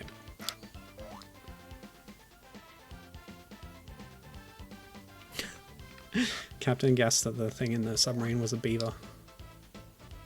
Nope, definitely a hamster, as confirmed by the manual. So I watched the live-action Little Mermaid movie by Disney the other day. I am, on the whole, opposed to the live-action remake trend, so I've deliberately not watched any of them. But I had to make an exception for Little Mermaid, because the original cartoon is one of my favorites, very close to my heart. And yeah, it was kind of what I thought. Pretty unnecessary. It's just kind of the movie again, but it looks weird. Yeah. So I guess this is just a little bonus room. This is not progress.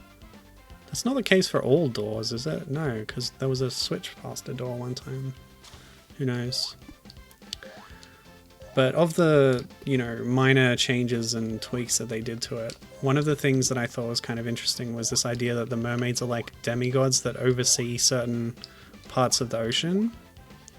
So they changed the whole concert scene to be like some kind of report that the sisters were giving to their father, who's the god of the sea or whatever. Which is, you know, much less fun of a premise for a scene, and doesn't tie into other things in the movie, really. But it was something, I guess. So that was a dead end in there. But there was a switch, but I need to find out where the gate was. So I guess I keep exploring. Just kind of what I was going to do anyway, but you know.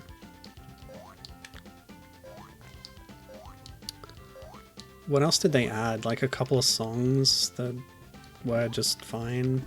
I don't know.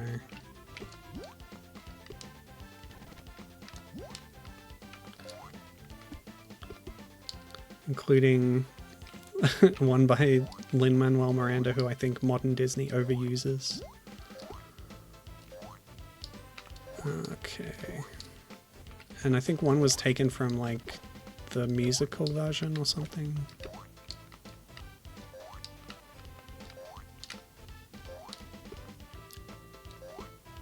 Anyway, I thought all the actors in it were fine and did a good job, but it's just like, did we really need this? Okay, so notice I don't have the bubble around me anymore because we've gone inside a pressurized, oxygen-rich and atmosphere environment. Some kind of aquatic base where sailors are doing jumping jacks in their helmets, even though, as we've established, we have atmosphere down here because Bubsy doesn't need the bubbles. So why do they need the helmets? Maybe they just like the helmets. I won't judge.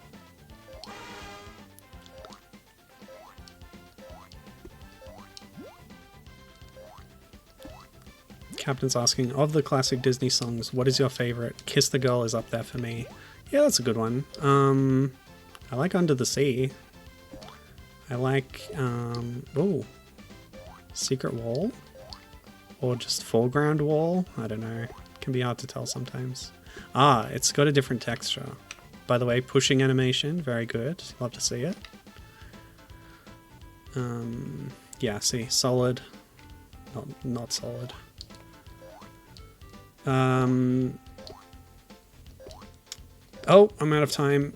Dang it. Back to the checkpoint.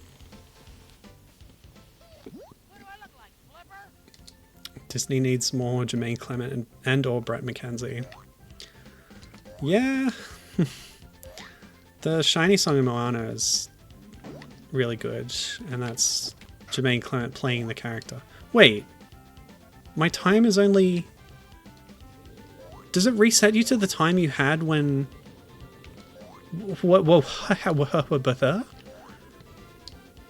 Does it put you back on the time that you were when you got the checkpoint?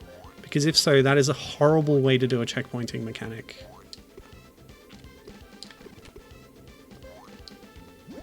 That means you're, like, literally... You're stuck. How do I... What if I hit the checkpoint with 5 seconds left? I wouldn't be able to beat the level. And then what? You just keep dying? Oh my god. I've got 40 lives. What were they thinking? That can't be right. Surely. So if I don't just speed run to the end, this could be really, really dodgy.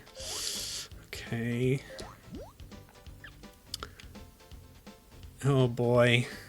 Okay, let me check. 1 minute 14. Oh my god. That is what they're doing. And there's no way to get more time. None of the power-ups give you more time. What the heck is this? I am begloggled by this. I'm so begloggled I had to make up a new word for the bafflement I'm feeling. I'm absolutely boondoggled by this.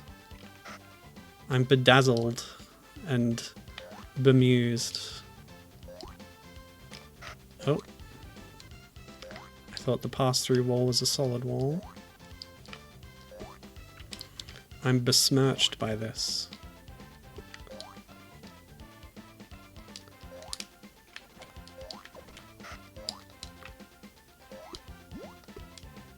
I'm utterly bingle snapped.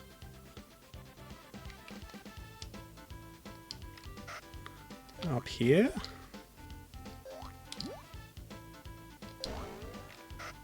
Yeah, I can get all the one-ups I ever need, but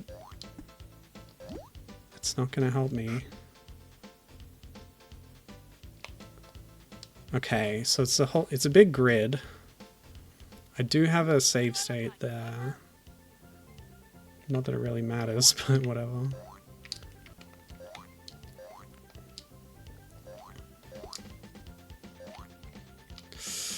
Yeah, I'm gonna have to do this well. Oh, you mean not just from that movie? Because Captain is quoting Make a Man Out of You as his favorite. Good choice. I do like that song a lot. I was going to say that Ariel's I Want song. I don't even remember the name of it right now, but I like that one a lot.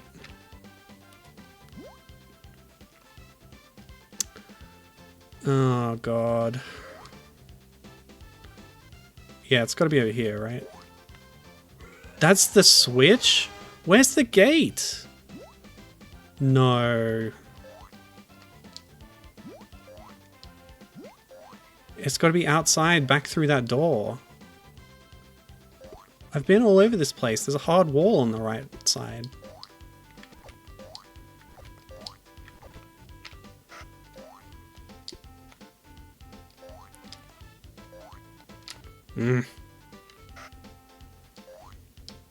I am not pleased about this situation.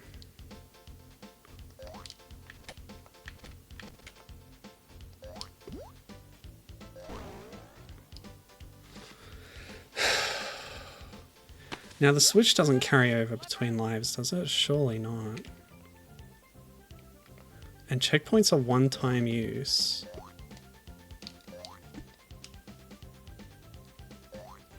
They just made the level too big and I stuffed around too much, I guess. So I'm assuming there's a gate over here somewhere.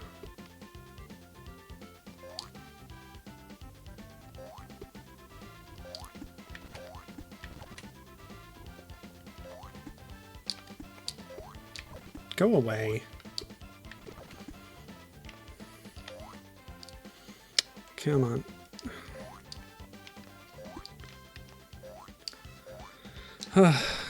Oh boy, another checkpoint. I'm not gonna hit it. Oh man. This is terrible. What a bad design choice. And this is not an emulator issue, like, this is vanilla behavior. Another checkpoint. How big is this dang level? Did the Switch actually carry over? Oh, I really gotta min-max my time right now. I'm doing test stuff.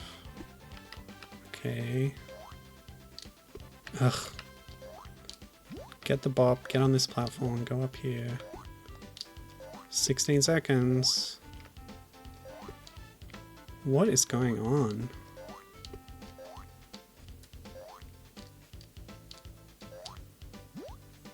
Four, 3, 2.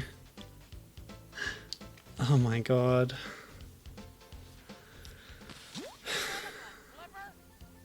I did get that checkpoint. Wait, didn't I get the checkpoint? Did I not?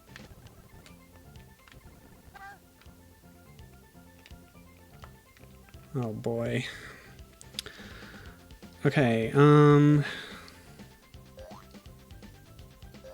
I could be soft locked. Yeah, I could be soft locked.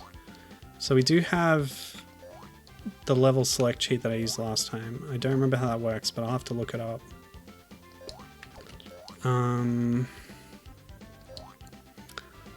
My all-time favorite song in any Disney movie is probably something from The Lion King. I don't have time to think about that right now. Yep, I shouldn't have got that.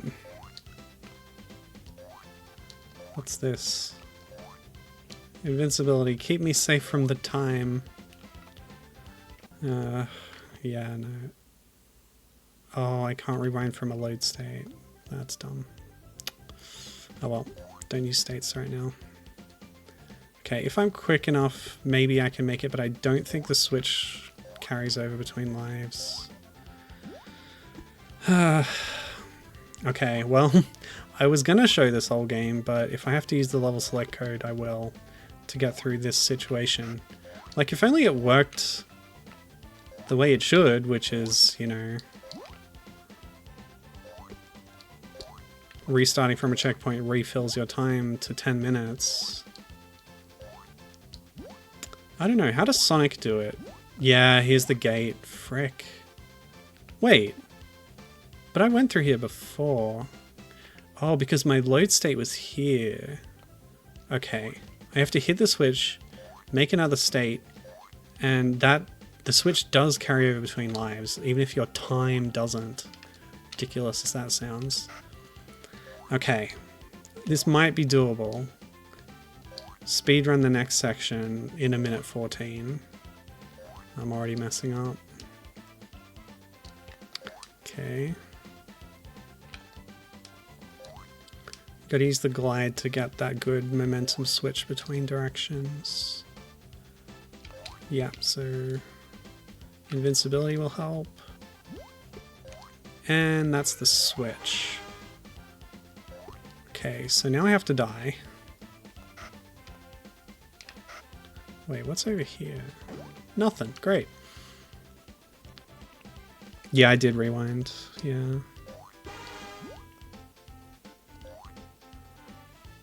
Okay. So switch is done. I die. I come back here. I make new save state.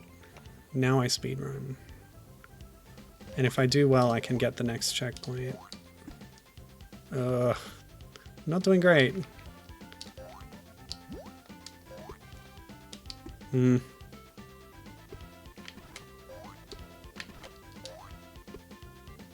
away, Shark. Don't have time for your shenanigans.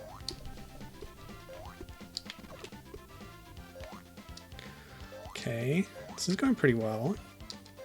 Yeah, I'll get that checkpoint. Dumb save state. Okay. Wait, a minute. I was under a minute, wasn't I? Yeah, I was under a minute when I hit the checkpoint, and I came back with a minute. Okay, so it's slightly more merciful. It saves the state of the switches between lives, and it gives you a minimum of 1 minute. Okay, I can get to the next checkpoint in a minute, and then I'll get another minute. Okay, this is doable. I don't need to use the level select. That's a relief. Whoa, what a mess. I think it's still not ideal, but I guess it's doable. Small mercies. Okay. Okay. Back on track.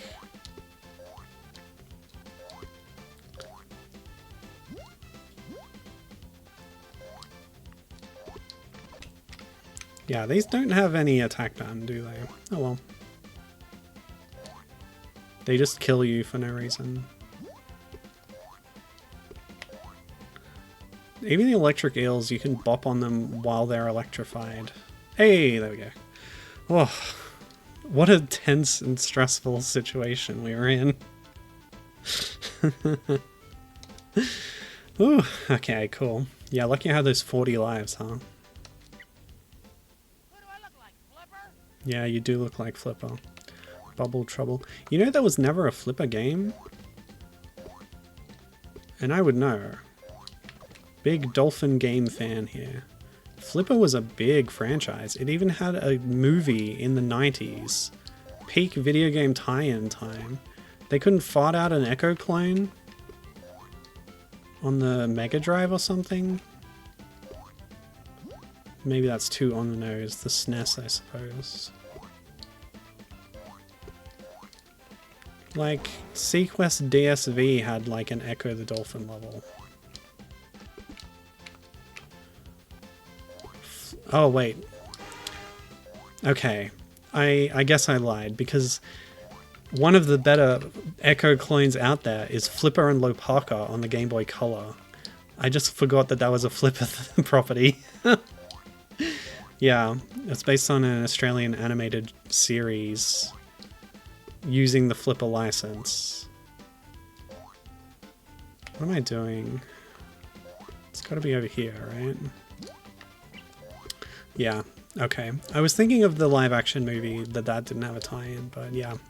I guess in a way the cartoon show was a tie-in to that, or at least like a brand revival thing related to that. And then that got a game, and that game's really good, and I've played it on stream, so yeah.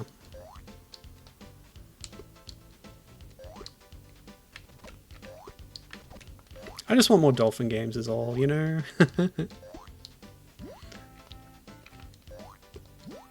As much as I praise this for having an underwater environment, but it still controls the same. That's a strength, but it's also, it means you don't have a unique kind of Echo style gameplay. But that's something you build a game around. It's not something you do for one world, because then it'll just be half-assed. Look at, you know, every Mario game. Swimming is just always bad in them. Okay. Door takes me here. Okay. Yeah, so I wanted to make a point about the electric eels. You can bop on them. They're really cute, by the way.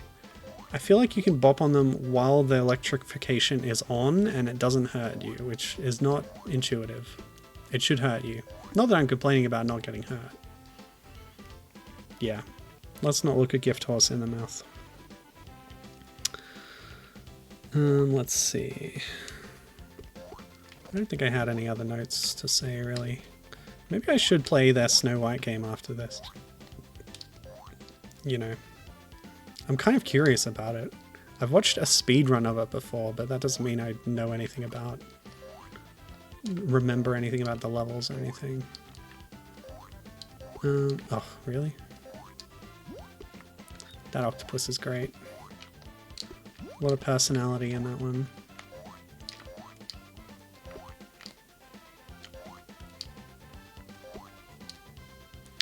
So, if this is based on 20,000 Leagues Under the Sea, which is not a fairy tale, maybe they just mean a public domain works of literature. But like, what happens in that book? All I know about it is that Captain Nemo is in the League of Extraordinary Gentlemen. And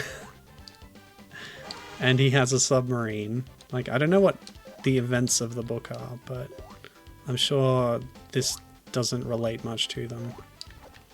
Who do we think the boss is going to be of this zone? We've already got sharks. Is it going to just be Ursula the Sea Witch? Is it going to be a kraken of some kind? Too much overlap with the octopus, perhaps? Okay. I don't know where the gate is, but we've opened it.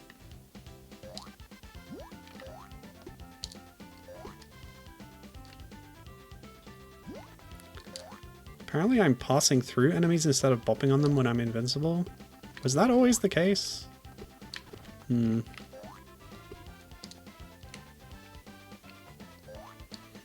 Ooh, Captain's read it. He says, this absolutely does not follow the plot at all. Oh, you know, actually, I've been on the 20,000 Leagues Under the Sea theme park ride at Tokyo Disney Sea. Yep. As far as I remember, you just go past some fish and stuff. I don't know. I don't remember any plot to the ride. There was a submarine involved. What if Nemo is the boss? You mean Captain Nemo or the clownfish? Because this predates Pixar. Not the studio, but definitely that movie. Toy Story was like the same year as this, almost. Am I being stupid? Am I backtracking? What? I recovered from the wall smack animation? Weird. I don't know what I'm doing. I shouldn't go this way, should I? Or is this new? There's uncollected balls, but I probably just missed them last time. Yeah, I don't want to get into a time loss situation again, do I now?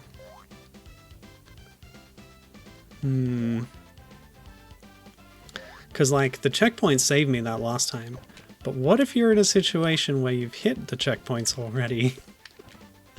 And you're more than a minute away from the level end? That's a true soft lock, that is. Okay. Ooh. Gibbons also read 20,000 Leagues and Mysterious Island. Ooh. Well, go on then. Using the knowledge of those works, what elements are from them here, and what is the boss going to be? You don't have to answer that. Was Captain Nemo a jerk in the ride? I don't know if he was in the ride. I don't think he was a jerk in the League of Extraordinary Gentlemen. He seemed like a pleasant chap. Did I go in here? Oh, I'm so lost. Yeah, this was a nothing room. Some power-ups and not much else. Yep. Oh, that was a mistake. Now I'm stuck here. Stupid. Oh yeah, look at that sonic speed. Whoop. Bubsy needed their own pinball spin-off as well. Where's the Bubsy racing game? I do plan on playing Atari Kart sometime soon. That might be the next stream, unless I play Snow White 2. So it'll be one of those. Save state. Nope. There's an ocean. That's it. That's the connection. I love it. Thank you. Captain's going to a meeting. See you later. Yeah, thanks.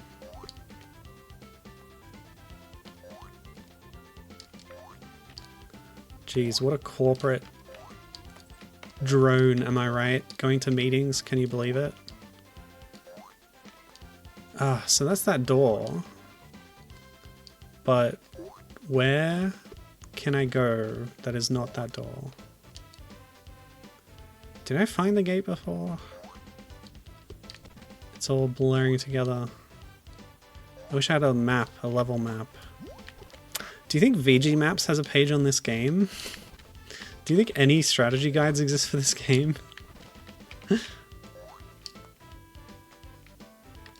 Because this is the Bubsy game that would benefit most from having an external mapping to help with navigation. Come on. Yeah, okay. Now I've been here. Yeah, nothing. Okay.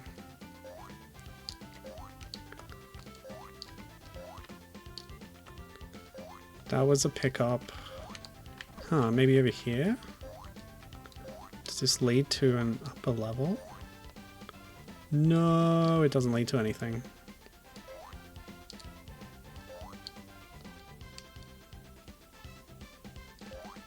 It wasn't just far left here. Yeah, the gate was here, wasn't it? Yeah, I'm stupid. Don't worry. Progress.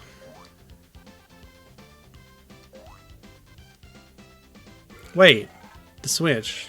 Maybe I was wrong. What?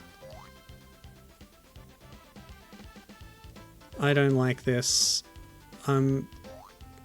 The pressure's closing in again. These underwater levels. Big mazes. Okay. Well, I've got that save state. 3 minutes. The switch has been hit.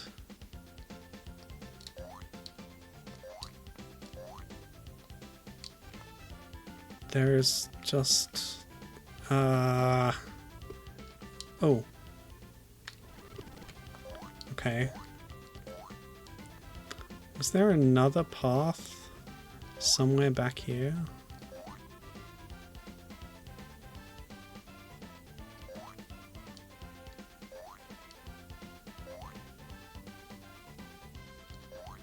What the heck?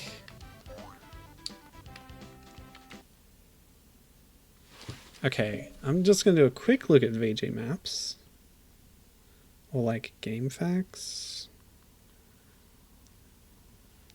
Sometimes they have maps there, but if not, like a text description doesn't really help. Jaguar. Jaguar CD.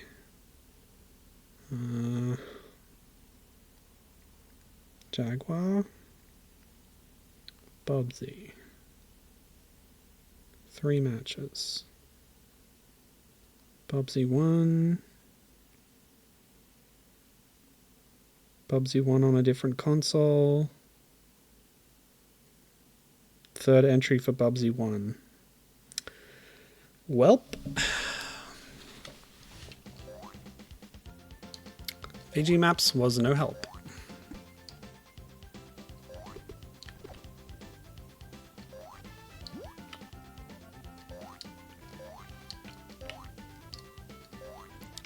There's like a whole other world after this. Got plenty of time to go to the bike shop, but I just don't want to be at this game for too long. Okay. Anything over here? No. Definitely checked that already. That's the switch. Green means go. Oh boy. Alright.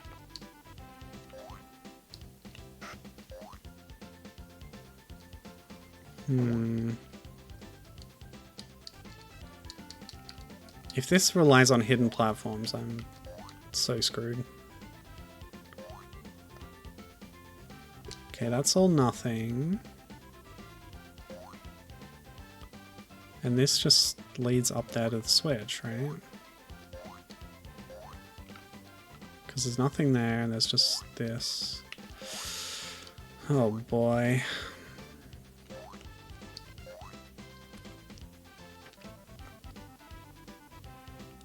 Not really happy about this. So that was up there, maybe over here? Go away.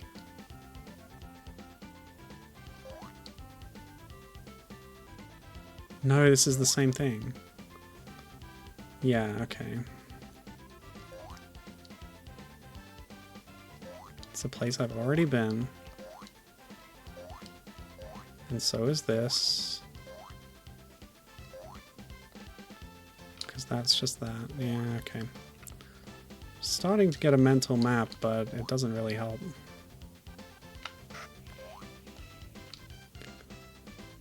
What about this way?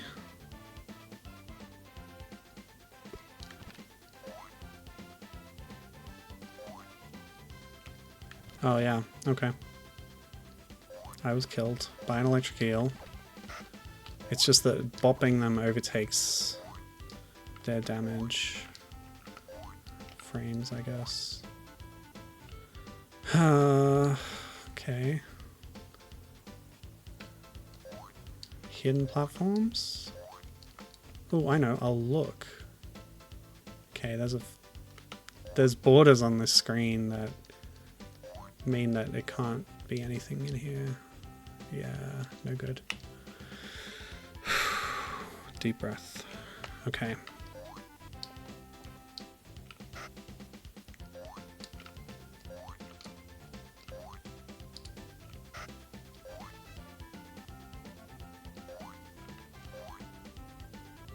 Okay.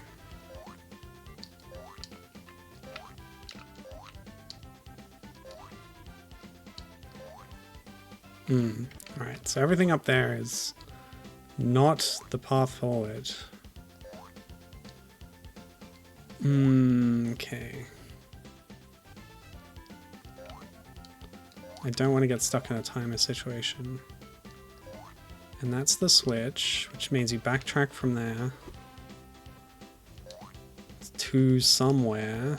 And I think that's where the door takes you, to that little room in there. Can't see it.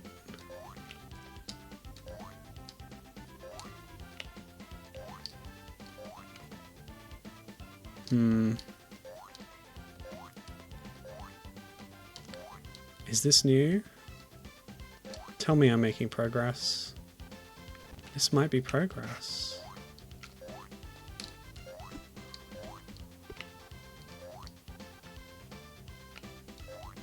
It might be.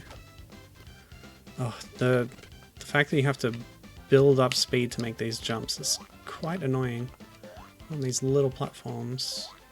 Okay, I think this is it. I think we're good. Yeah, checkpoint. Okay, cool. Woof. Oh no, there's more. And the timer is ticking down. Oh, that didn't kill me. I'm surprised. I feel like the level design philosophy here is pretty different from the first two games. Although Bubsy 2 had some pretty annoying maze type levels, but they also had a lot of teleporting in them. I didn't like that very much.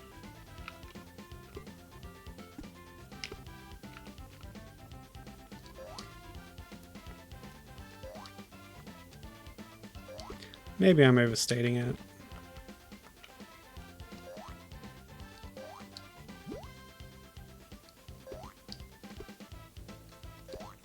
I don't want to go in the door.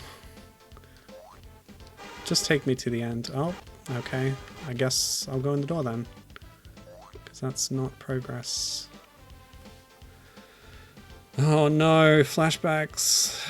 Oh god. I just have to be a lot more careful about time in this phase of the game and maybe these levels specifically. Another door.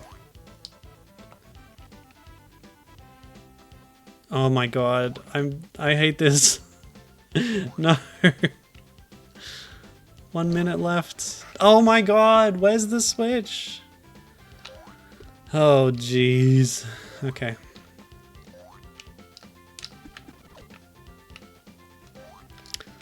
Okay, well we know there's a switch door there. Let's just load the state. So we'll get there quick. Oh, but the switch might be out here somewhere. Oh man, I really gotta explore right now. Okay.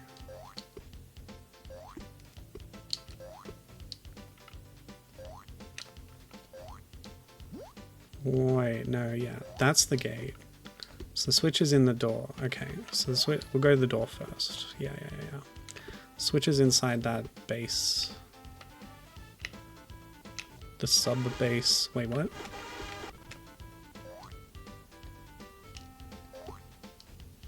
How did I get in there? Oh my god. I'm spiraling. I'm unraveling.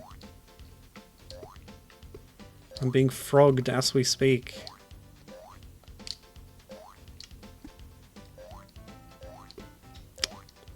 That's a fibercraft term for those who don't know.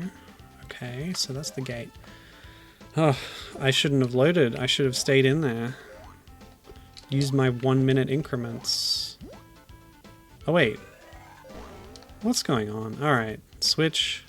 Get back to the gate. Be efficient. Go away.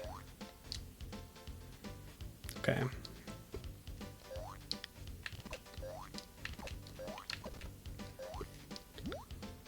Did any kid ever finish this on their Jaguar?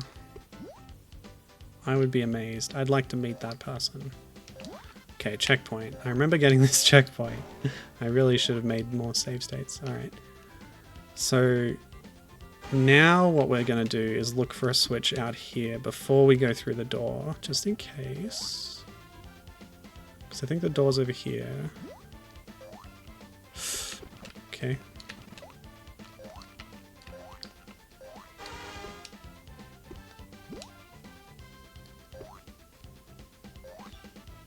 Yeah, that's the door.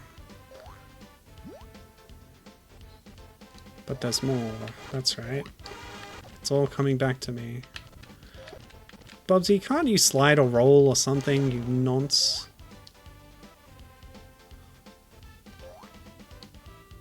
Okay. Oh, and that... yeah, that's nothing. Alright, so what we want to do is speed run from here to that door. Because I don't think the switch is out here.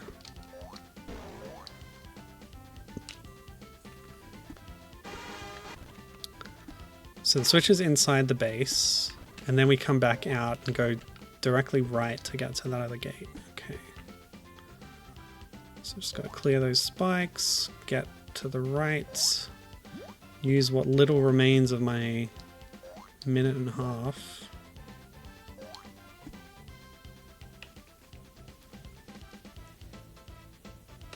Okay. Do I get this checkpoint or not? Let's not get it. I don't know.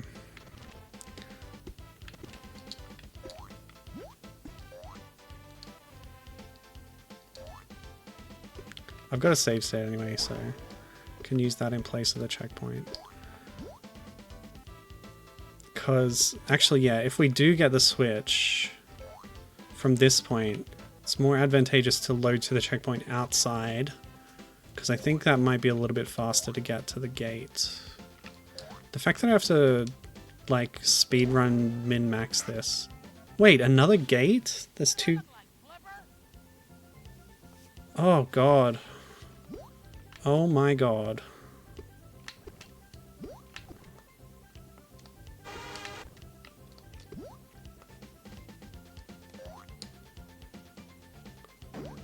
There's no gate here. What am I talking about? Oh my god. Okay, okay. So I do want this checkpoint. There's nothing out there for me. Okay, sorry. I'm just so frazzled. These levels are really taking it at me. We are nearing the end game. So, oh, the coveted 2 shirt. But it's just bait, because it's only wasting our time. Alright, checkpoint. Hold on. Okay, bait, bait, bait. Everything's bait. Leave it alone. Bait. Don't bait me. Oh. No, I want to see what's up there. So, jump this gap. Yeah, okay. So I use the glide jump there because it's shorter. I wouldn't hit my head. I don't know how much that really has an effect. Okay, so this door looks maybe the only way forward. Maybe. Unclear. Oh god, don't fall too far. Search the upper levels first. Okay. Just some pickups. And a solid wall. Oh, a switch. Goodness. Okay, we've seen it with our eyes. Oh, okay, we gotta go around. This reminds me of the Little Mermaid game that Blue Sky did. On the Mega Drive and Master System, like traversing the pirate ship areas. Feels a lot like this. Oh god. Oh, I got a good bop off that guy. Ugh, not enough speed. Okay, like this, and then whoop. Oh god. As long as I get that switch, I'll be golden. Nope. Gotta do this jump. I can't believe it. Ugh. Okay. So what I want to do is get a little bit of speed, make this jump, use my momentum to then make the next jump. The torment. And this platform's passed through and the other one isn't. Oh, maybe I can do glide jump from here and then have a bit of speed going in there. That might be doable. Okay. How a child was meant to do this. Oh, that's my rewind limit, by the way. You're joking. Just let me go up there, for goodness sake. And I can't get on the right side. Sometimes there's been a little ledge on the right. Or on like the opposite side. Yeah, this is actually a situation where the glide jump is useful. Because you bump your head and it is affecting things. Oh my god, I did it.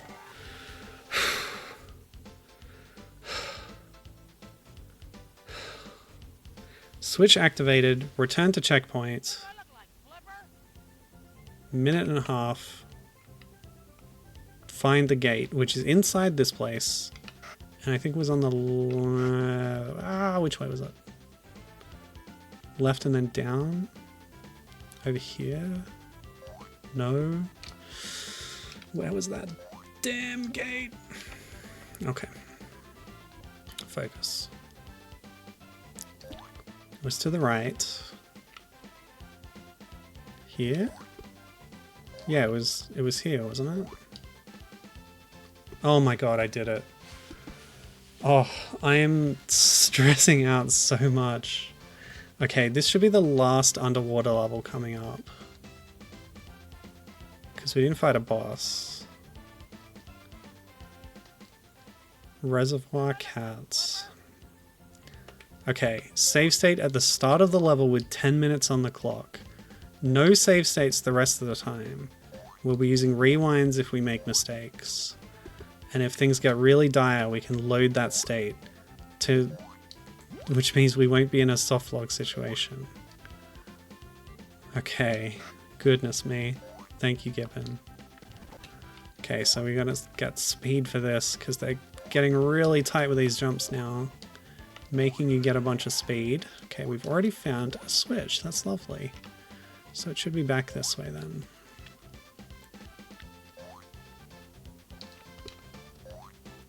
You know what I said last week? It's easy to make a game hard. It's hard to make a game feel fair and normal and easy.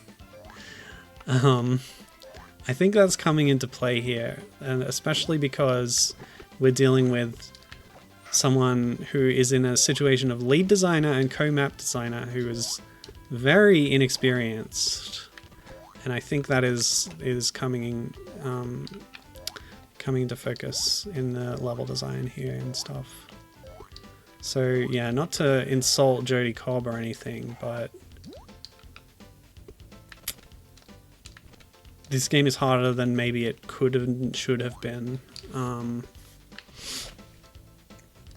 think it's still incredible that he got this job at that stage in his career. Like, it's good for him, right? And I'm sure it was good experience for him. But right now I am cursing his guts. Oh no, I made another save state reflexively. I shouldn't have done that. That's okay. I think I'm doing pretty well on time. But who knows how big this level is? It could be 100 square kilometers of undersea devastation. Are you kidding me?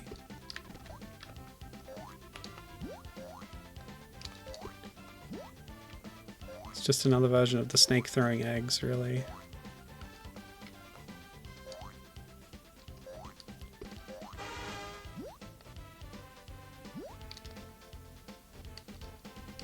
Okay.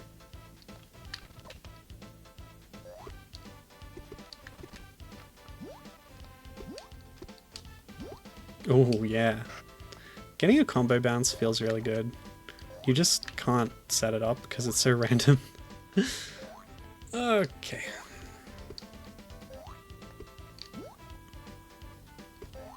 Oh, actually, the problem with relying on rewinds is the rewind limit.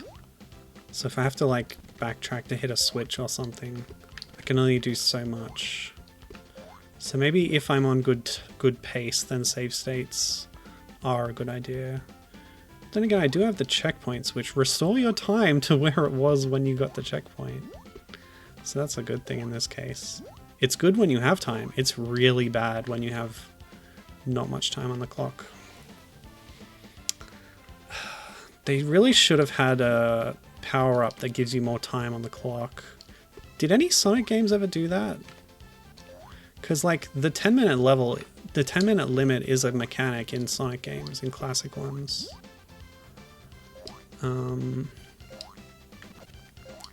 I feel like some of the ones, because I've just played all the 8-bit ones, obviously. I think there might have been a clock in maybe one of those, but yeah, I don't know. I'm like the person that you would expect to be able to answer that question right now, but no, I can't.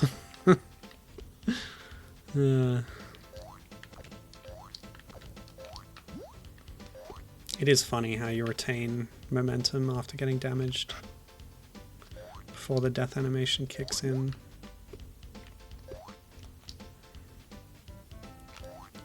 Come on. Yeah, there we go. So how's your garden going, Gibbon?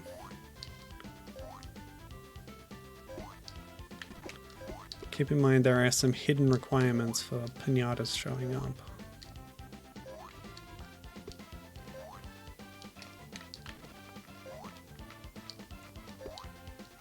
Okay. Is this just a dead end? It is. That sucks. But I saw that door, so I can come back here. Yeah, okay, cool. There's the conning tower of the sub, actually, just there. That's fun. I don't even know what those do. I'm gonna read the manual. I need a little break for a second. Check manual items section.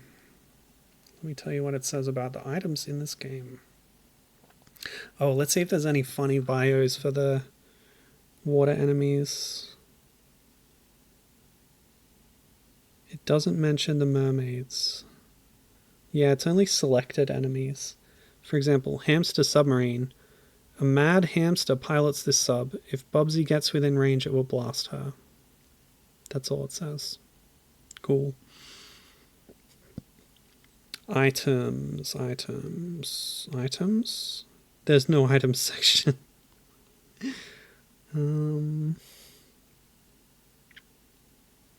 Yeah, there's just not. Oh no, here it is. I found it. Colored Bubsy balls. Gives you points. Oh, by the way, items to collect. Pick up these goodies to help Bubsy free Mother Goose from Hansel and Gretel's sticky clutches, which was not established in the opening story paragraph, but the manual does reveal that plot point. So colored Bubsy balls gives you points. Mid-level markers lets you restart from last marker passed. Number t-shirts gives Bubsy more lives. Flashing t-shirt makes Bubsy invincible for a short time. Continue lets you restart the game from the beginning of the last level started. That must be, you know, I picked up that like swirly arrow thing and I said, oh, that's an extra continue. Lets you restart the game from the beginning of the last level started. So if I get a game over, I can start from the level. So that would have been a way out of the soft lock. If I'd lost 40 lives, it would have put me back. Yeah, it would have put me back at the start of the level. So it's only a 40 life soft lock, you know. No big deal. The orange blobby ball thing. Big ball of fun. Gives Bubsy a random number of points. Crates. These hold items that are sometimes good and sometimes bad. And that's the end of the items section. I'll note that the screenshot next to the continue text is a picture of a switch to open a gate, which is not otherwise mentioned. So it feels like they cut the switch description and also don't have a picture of the continue. So yeah, quality control. Given's having a little trouble with the garden. Yeah, she thinks at least one Sonic game had a time extension pickup. I'm sure at least one does. Okay, 5 minutes. I think I can make a save state there without too much drama, hopefully. Yeah, so you said you planted too much grass. Yeah, that's a problem because worms will not romance unless there is at least a small amount of dirt. I actually did that as well. I planted grass all over my garden, and then I was like, why did my worms stop breeding? But it does tell you breeding requirements when you click on a pinata, so that's nice. And yeah, you need a little bit of dirt, not heaps. I started my garden with a 50-50 split, but then I thought it didn't look good.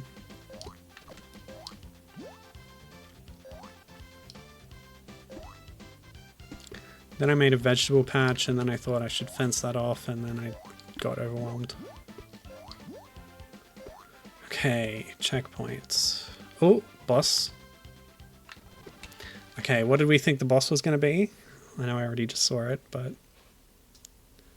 Given saying, I wouldn't say trouble, I'd say more that my vibing is getting in the way of me progressing. Yeah, that's fair. Okay. So, if you guessed giant lobster, you can go ahead and put 1 point on your scoreboard. It's not even a lobster, it's a prawn. Some kind of arachnoid shrimp. What did I say? Crustacean, not arachnoid. They're related. They're related to arachnids. Okay, so we're bopping the tail to damage it, but the antenna hurts me. The antenna. Yeah. Deadly antenna.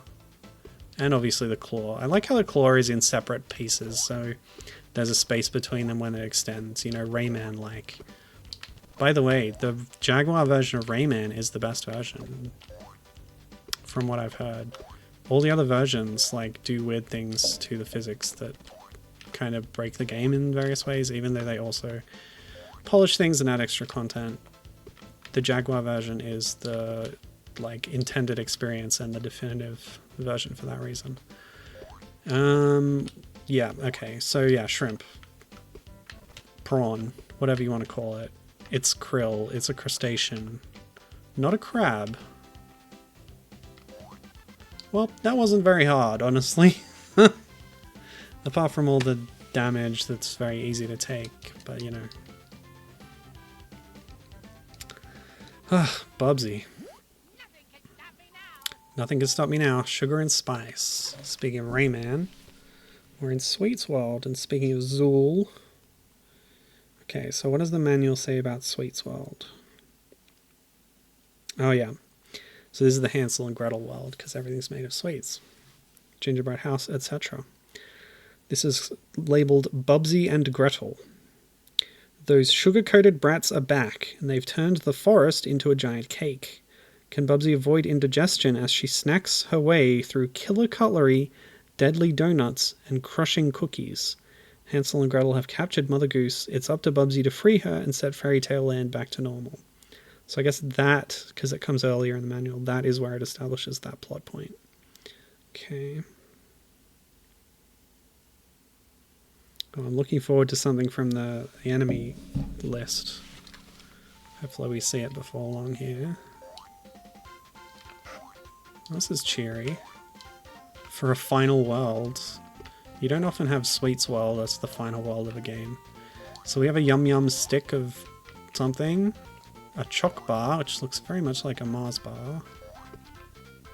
Love off-brand packaging like that. Fizz!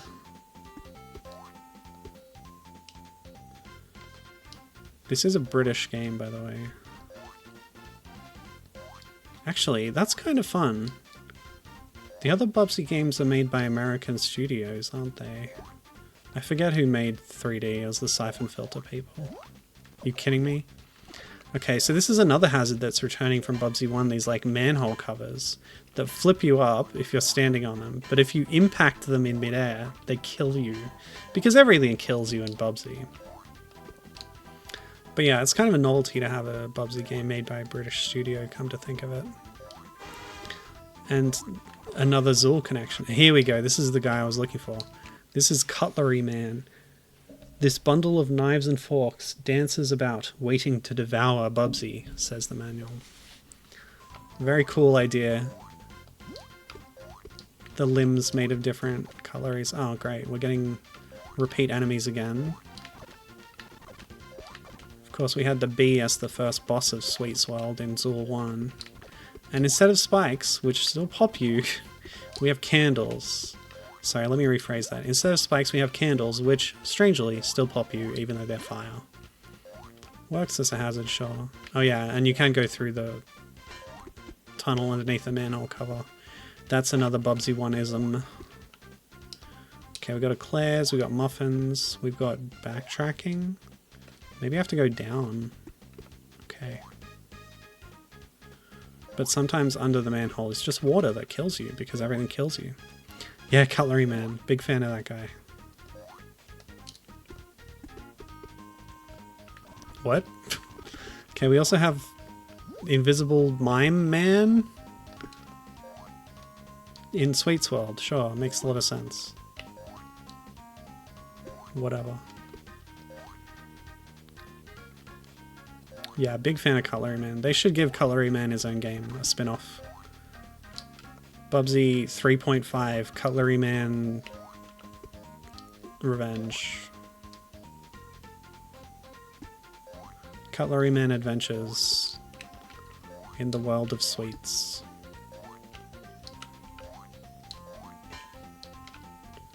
Wait a minute, hang on. I'm rethinking something I said earlier. Isn't Sweets World the final world of Rayman 1? Chunko. Some kind of snack cake. What are you doing to me, cake? Okay. Yeah, I think not only was it the final world, it was the world that you had to get every single Electoon in the game to unlock. Am I wrong? Am I crazy? I don't know if I 100%ed Rayman. I definitely did not 100% Rayman 1. It's a slog. It's a boondoggle. Don't ever do it, except on the Jaguar version, I guess. Oh. Okay. Gate. Yes, I'm correct. Okay, thank you for confirming. Because it's been a while. I do not have the best feelings about Rayman 1. But you know what I really like? Rayman Raving Rabbids on the GBA, which is like remixing stuff from Rayman 1, but also includes stuff from Rayman 2, includes the Rabbids, includes elements of the cancelled Rayman 4. It's so cool from like background reasons for all that stuff. Yeah. Definitely gonna pick it in Game Club at some point. Raving Rabbids GBA. I should play that on stream too, even though I've played it already. Given says she loves Rayman 1, but god yeah, I've only beaten it the one time. She says. That's so funny. Okay, so there's that switch, but where's the gate for that one? I guess I'll... no, because then... oh. Foreground pillar. Maybe there's something up here. Go away, bee.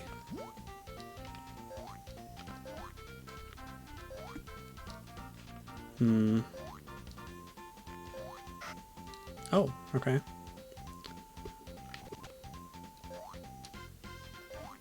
Where gate? Where gate? Eh. Candles. Bad. So, did they explain why Hansel and Gretel have such power? Maybe they got power over Fairy Tale World by capturing Mother Goose.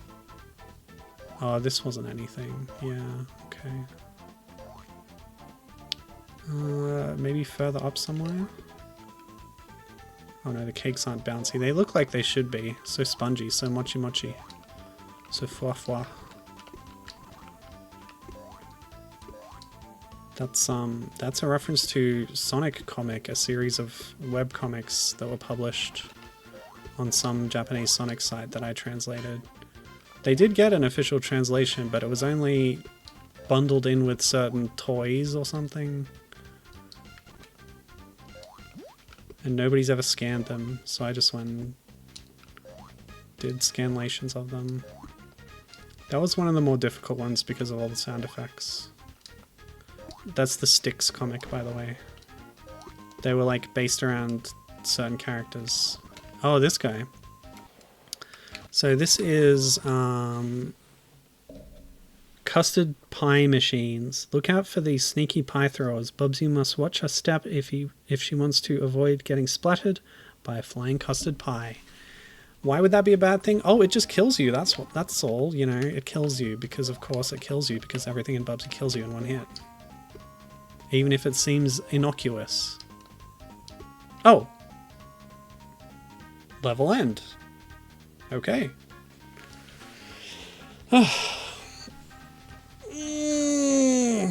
What is the time? Oh my god, this stream is so long. Okay, this is the final world. Okay, we're getting there. We're gonna do this. God damn.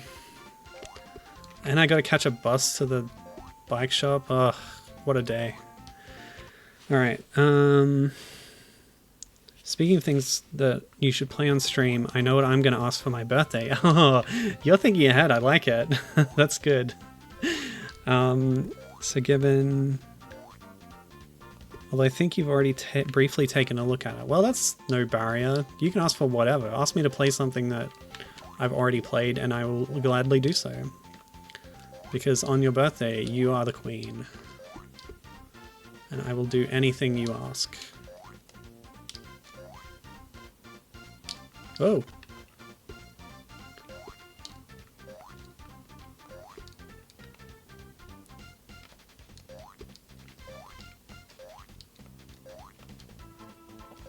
What am I going to play on my birthday? Because that's like a month after that. I'll think of something. Oh, maybe what I should do is sometimes what I do on my birthday is play a little twist on something that I grew up with. Or I just play something I grew up with. So, for instance, I once played the Game Boy Advance version of Donkey Kong Country 3, having grown up with the SNES version of Donkey Kong Country 3.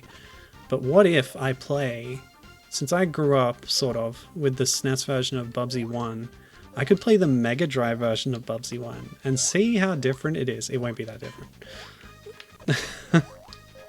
I don't know. We'll see. I'll think about it.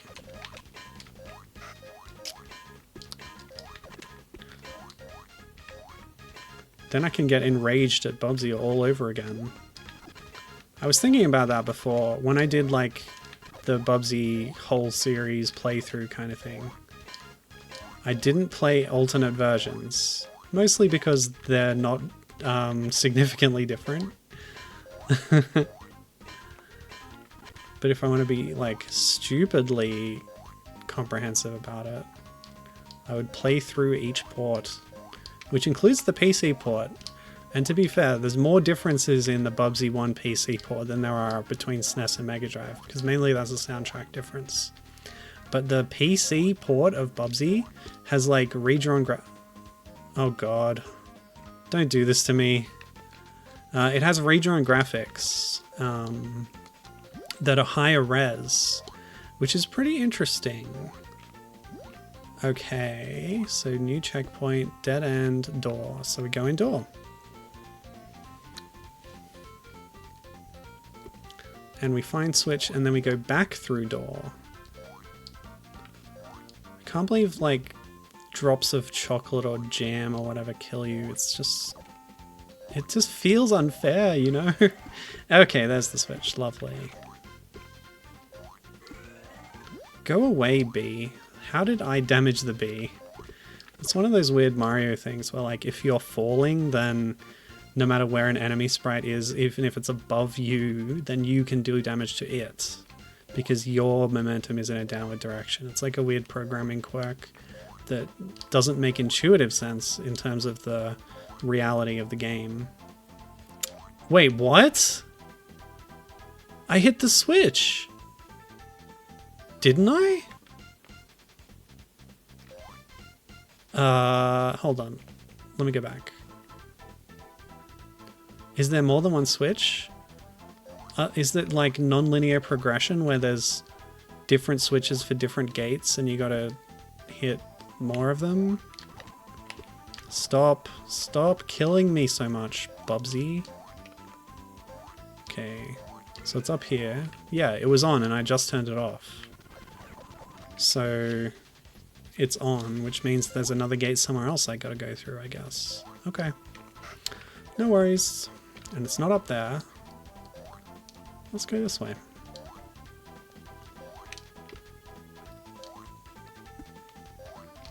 Oh, go away.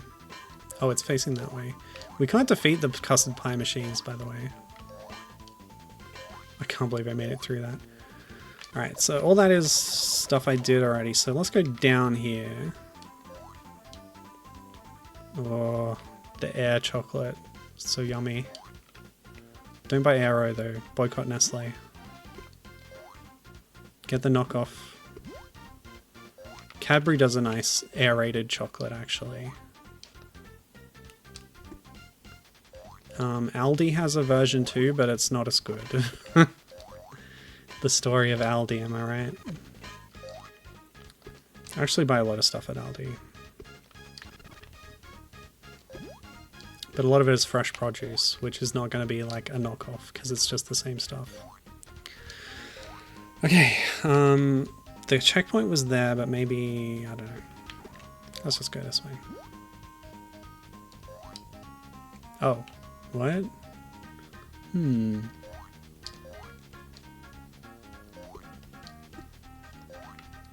What is this? It's like that raspberry licorice stuff, but it's white and pink. Don't know what that would taste like. Artificial colors, probably. Oh. Oh, this is new. So I know about a gate, so I'm just looking for another switch.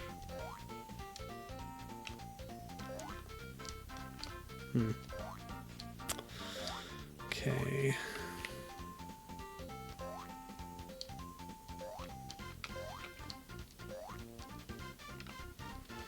course, the problem with playing the PC version of Bubsy is it's like a PC port from 1995 or whatever. So it's going to be a real headache to run it on a modern PC. And I haven't booted up VirtualBox in so long. That might be a viable option, but even then, that sometimes is buggy and doesn't work. So yeah, I don't know. I did play at one point, somebody was remaking Bubsy 1 using the PC port graphics and in widescreen, like a fan game project thing, but yeah, I don't know if that's made any progress. Oh, you see that? Sneaky. And there's the switch. Okay. I'll give that to you, Jody Cobb, if you designed this level. I should really credit the other person.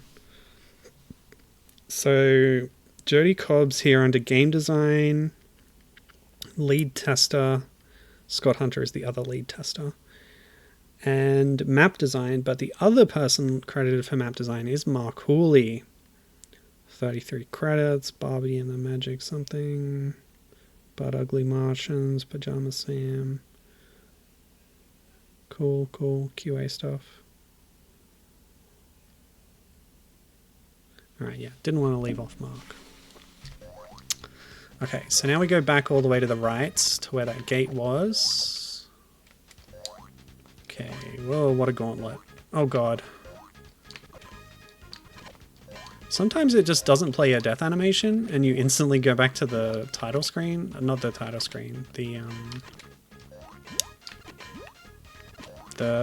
thing. The thing! The screen that tells you the name of this chapter. Yes, that thing. Oh, nice death animation. We saw the aftermath of that. So, like, in the original game, if you land from a fall, again, it's a truncated death animation thing in this game. In the original game, you would be squished like that, and then Bubsy would stand up and like... Oh no, it's not over there. Where is it? I think it's up. I think I gotta go up. Yeah, Bubsy would stand up and like walk away with a little accordion action going on in the midsection. Which we saw the animation of during a level intro cutscene a while back. Oh god, I just realized 4 minutes left. I hope this level isn't much longer. Okay, cool. So the animation is in the game files, but they didn't implement it as part of the death animation that plays when you land from a fall. How do I get up, for goodness sake? Okay, this way I guess. Yeah, this is it.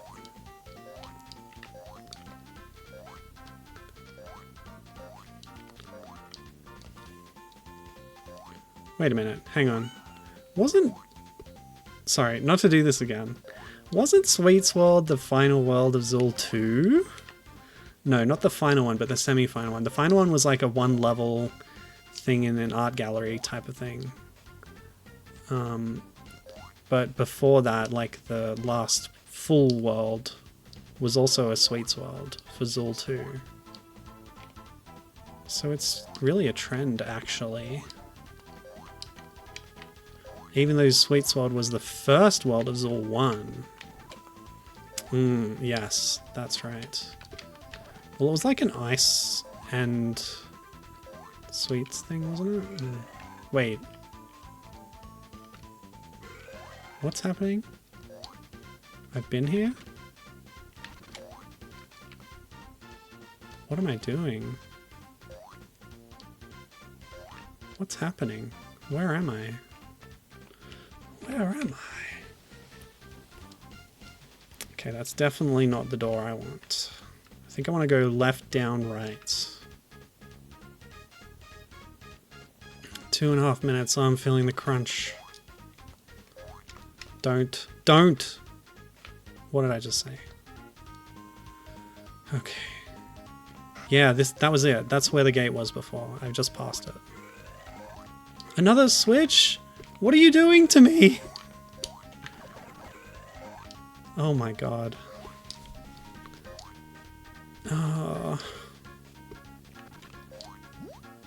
My life is flashing before my eyes. What's happening? What? Okay, the splatter of the drop hitting the ground killed me and did not give me a death animation. I love this game. It's very well programmed. Oh my god, it's the end. Okay. Okay. So the gate was just back there and then the end was right there. Okay. Cat on a hot chocolate roof. That doesn't even make sense. What are you talking about?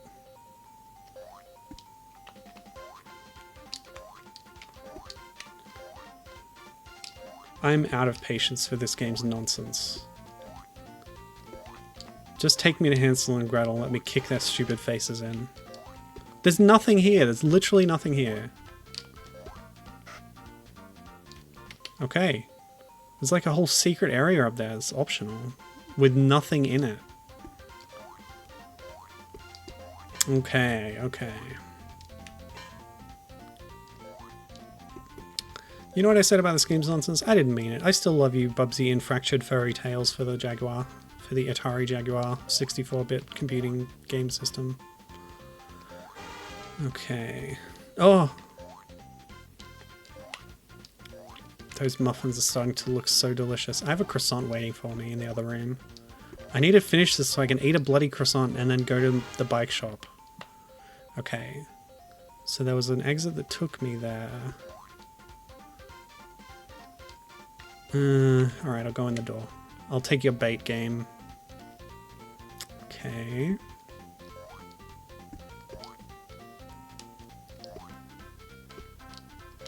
Gate. Okay. Well, at least we know. It's Cutlery Man, everybody's favorite. Oh, you know how there was the trend for like X character in Bubsy? No, wait, that's not right.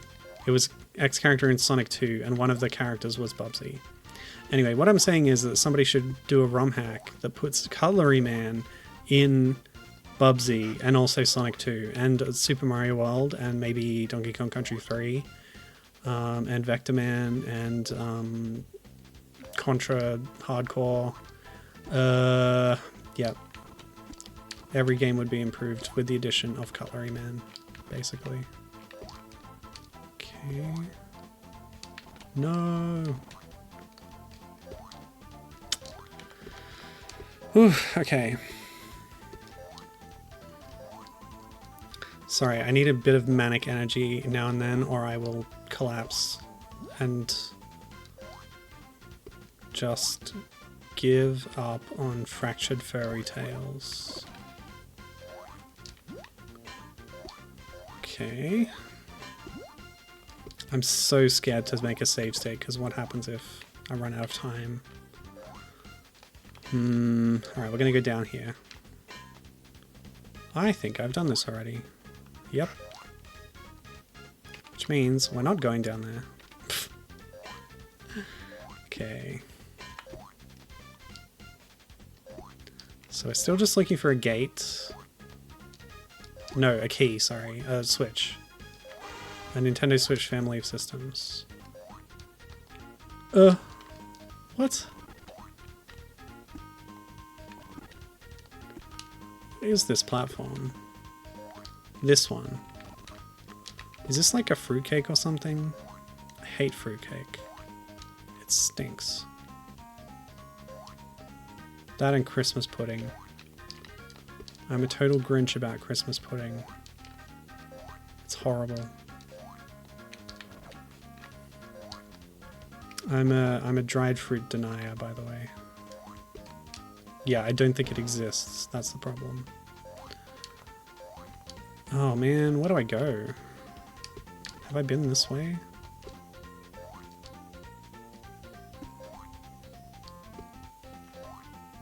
I definitely have, because that checkpoint is cleared.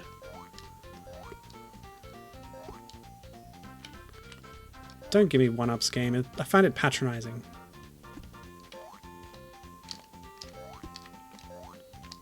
Hmm.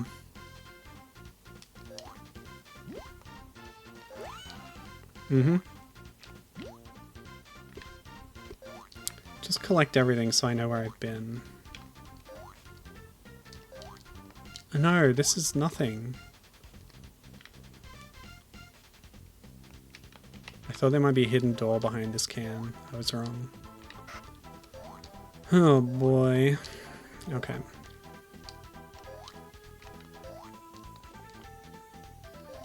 I'm gonna risk a save state.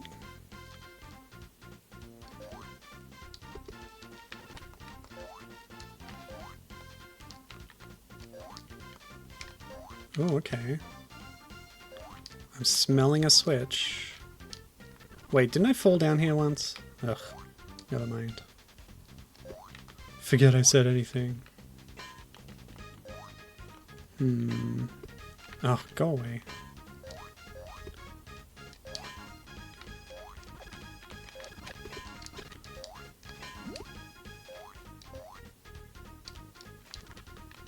Come on, we've all got places to be, Bubsy Fractured Fairy Tales. Wait, a checkpoint?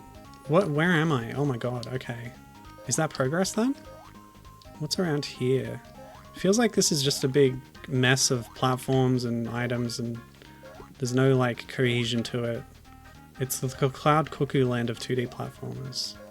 It's just stuff all over the place. It's the Breath of the Wild of 2D platformers. It's just a big open space with no meaningful distinctions between areas.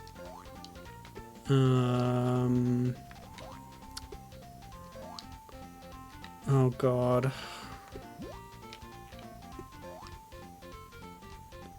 So now I'm back in a place I've been. Yep, this is all very familiar. Oh. Somebody is going to pay for this. I'm just loading state. Okay. Let's rethink what I was doing. Logical exploration of areas to find new things. Because, like, there's a lot of stuff around, but it's all meaningless except for one switch, and I have no idea where that could be.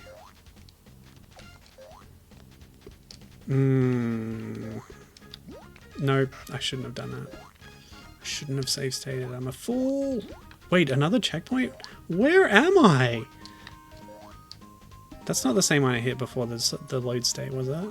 It was, yeah, it's the same one. Okay, so that's fine. I'm good. Yep. Got my A to Z out. This is new? Probably not. Just break everything you see. Okay, so what's this? Collect it all.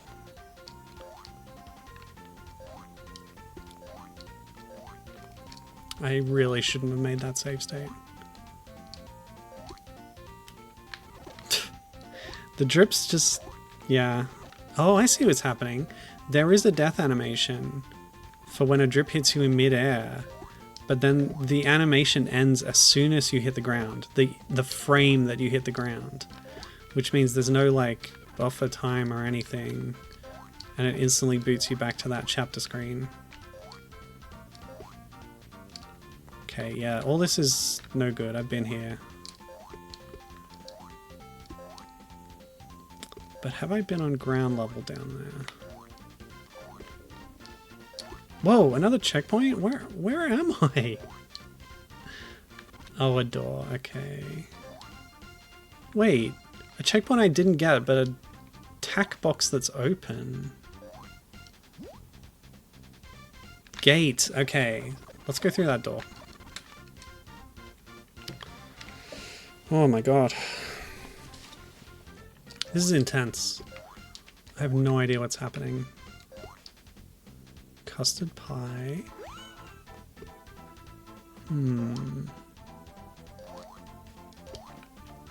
Okay, I think I've been here, but I didn't collect these things. Right, this is familiar. But equally it could just be reused level elements that have the appearance of familiarity. But there's a checkpoint, so that's something. Dead end, okay. But was there something up here? Oh god, I hate these friggin' drips. It's jam. It's definitely jam off the jam layer of the cake. This awful sponge cake. Oh, here we go. What's this muffin? Hey, whoop. No. The drips are just too frequent, that's the problem. It's one of the problems. One of the many problems. Ugh. Okay. Get the speed. And then jump off there. Nope. And then don't hit the drip. Oh my god, I did it. Okay. Right, left or right? It's all the same because I've been everywhere and I haven't found the switch. Yeah.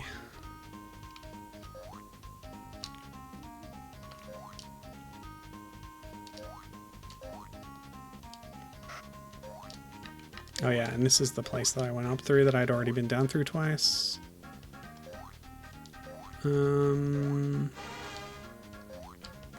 Wow, a random number of points you shouldn't have. Oh, what's this? Let's try that. Okay, so speed. Jump to the muffin. Yeah, I think I came down through here, maybe. Nothing.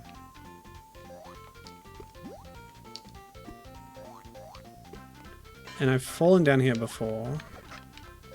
So let's go up instead.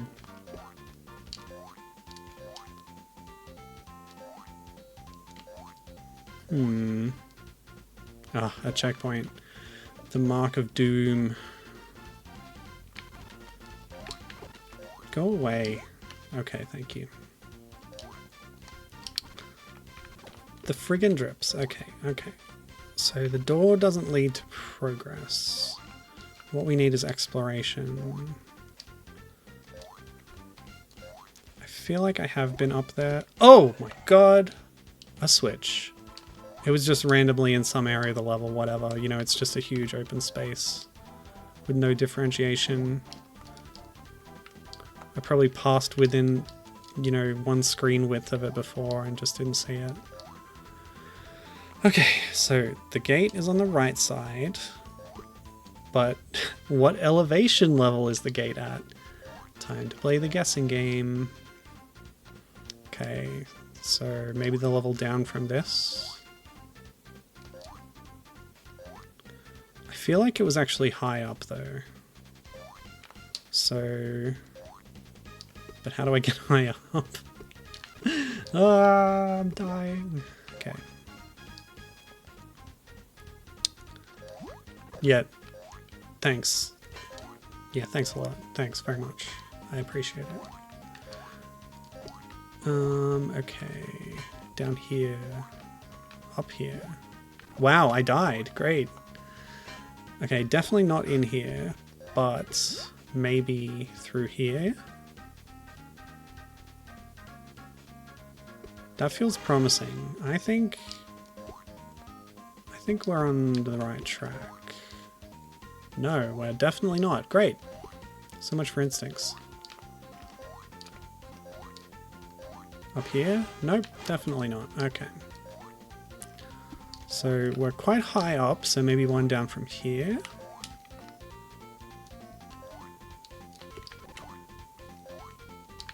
Ugh.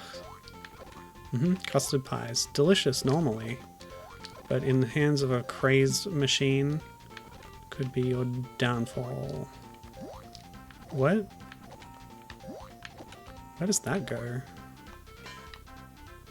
A tiny little zone with nothing in it. Wonderful. Okay, well, let's not go down there. Oh. We have no choice but to go down there. Unless... Okay, fine. Yeah, the useless invincibility because it doesn't protect you from candles. I wonder if it stops fall damage. Okay, is it over here? No, because I checked that already. What's in here? Oh, here we go. Further to the right is good. Because the gate is to the right. Oh, goodness me. Where is that drip coming from? Okay, there's just cake everywhere. Okay, that is where the gate was. We've done it. 1 minute on the clock. And I'm through the damn gate. Okay. I'm going to be heavily relying on checkpoints, I feel like.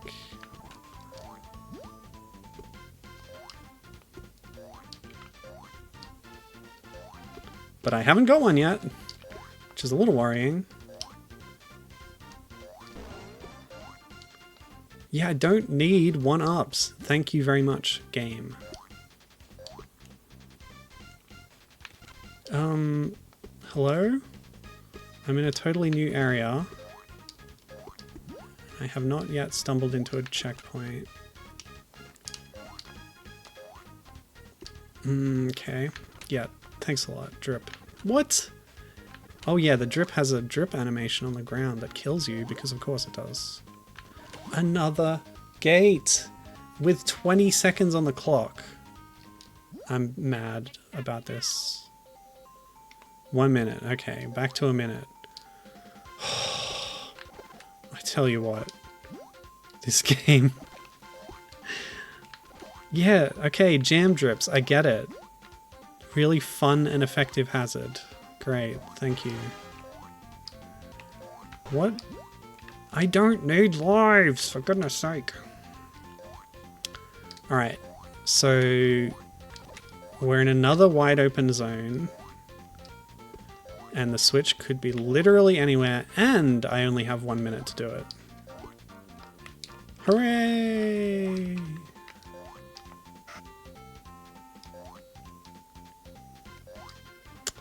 A door. Could be good, could be bad. Let's go in it.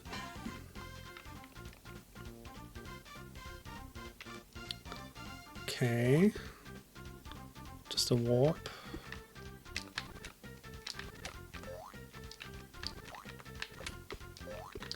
Bah.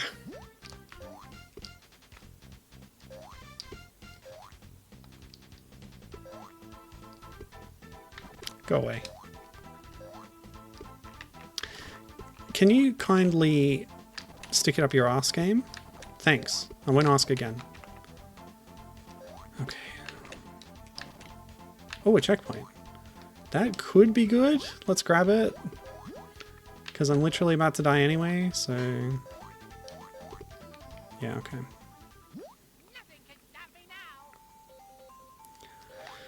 Right, 1 minute. I'm in a new area. Go away, bee. For goodness sake. Okay, okay.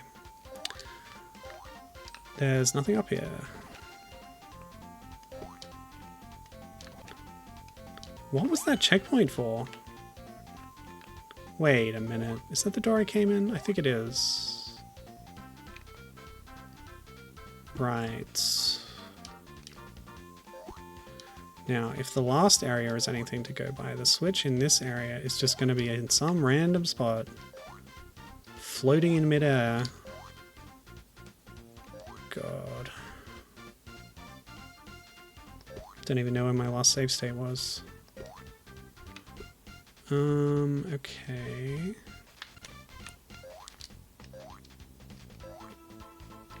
One up. Literally the last thing I need. And I've been here. Okay. So what was over here? I don't think I went... Oh, never mind. Nothing. Have I been... Yeah, so the gate's over here. Alright.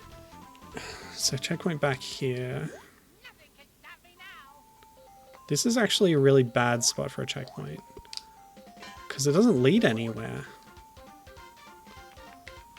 So I guess we'll zip back through the door. Oh, it's so big. There's just nothing. Oh, there it is! Frick! I told you. It would just be literally nowhere. Oh my god, okay. Switch get. And the gate is just here, and we've got 35 seconds. And the checkpoint has been used up, thanks a lot. Past self. Wait. Final boss with 30 seconds to do it? Alright, but checkpoint, right? No, it's the bad checkpoint. It's a really bad checkpoint. Oh god. Why did I get that checkpoint? Alright, can I beat the boss in 30 seconds? I'm betting I can't. So here's Hansel and Gretel, two nasty little kids. And they've locked up the witch from their story. So I guess she's a good guy. Or like she's going to turn out to be Mother Goose or something. I don't like your attack pattern, you young'uns. Okay, 20 seconds. I've got a couple of hits in, I guess. This is freaking nuts, dude. 1 minute to get from that checkpoint to this boss room. Maybe I can do it a little more efficiently. Let's try it. So save state here. And then race down there. Through this door. And then head right. Yeah, this will get us a few seconds. I went the wrong way. Okay, try again. So where is it then? Just go through the frickin' door, dude.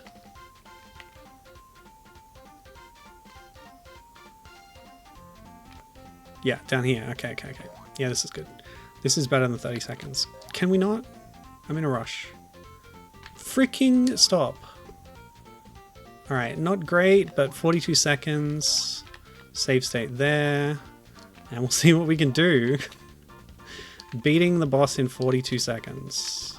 The final boss of the game, mind you.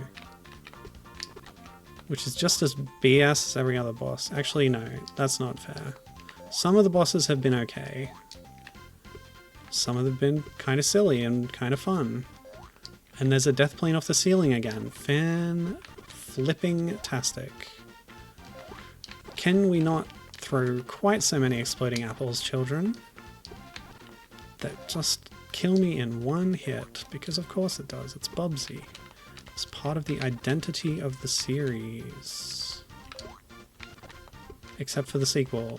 Forget Bubsy 2 happened. I certainly did. Oh my god. Okay.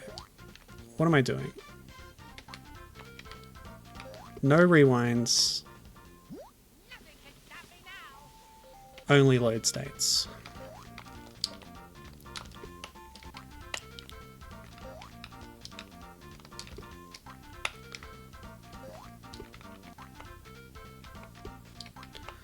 I wonder if they share a health bar, if they have individual damage things.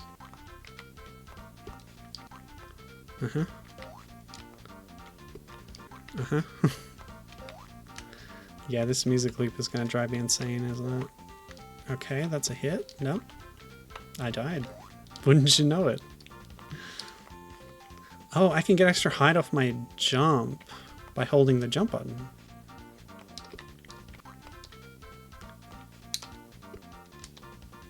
Yeah, but you still die instantly from apples, no matter where they hit you or when. Okay, so we gotta avoid that apple. But the glide animation extends your hitbox in a really unfortunate way. So I can get off to the side. No, that won't work. Does Gretel have a hitbox? Yes, because everything has a hitbox. This is really unfair and unfun, and I hate it, and please stop. Ooh, ooh, what's this? Holy hell, save stating. I just happened to be in exactly the right position to not get hit by the apples. Some frame thing happening with my timing. Okay. Oh, that didn't work quite so well. Get a couple of hits and then move out. I have some seconds to spare. Why not? Dang. Alright, rewinds are on again. Oh, okay. I win? Can I end the level before my timer runs out?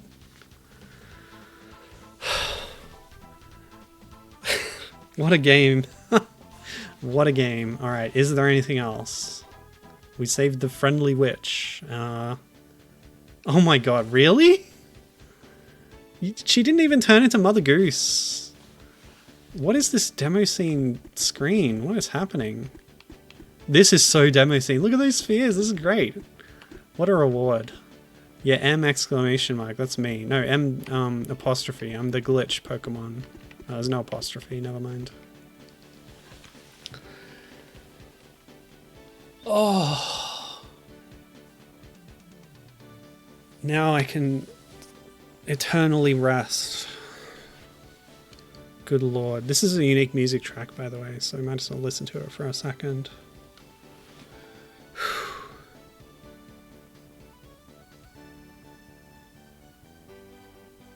I would be shocked to my core if a single child on planet Earth beat this on their Atari Jaguar. How many copies did this even sell?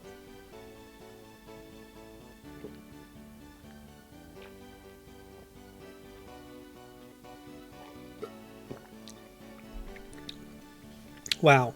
So, that was Bubsy in Fractured Furry Tales for the Atari Jaguar. I'm glad that I played it and beat it, because it was something of a black mark on my record of Bubsy knowledge and playthroughs. But god damn, some of those levels. That really unfair timer mechanic too. Like, wow. Wow. So I definitely do recommend the Big P Emu emulator. That's what it's called, isn't it? Yeah, probably. Yeah, Big P Emu. If you ever want to experience this, I'll put this in quotes, video game for yourself. Sorry, I'm being too harsh.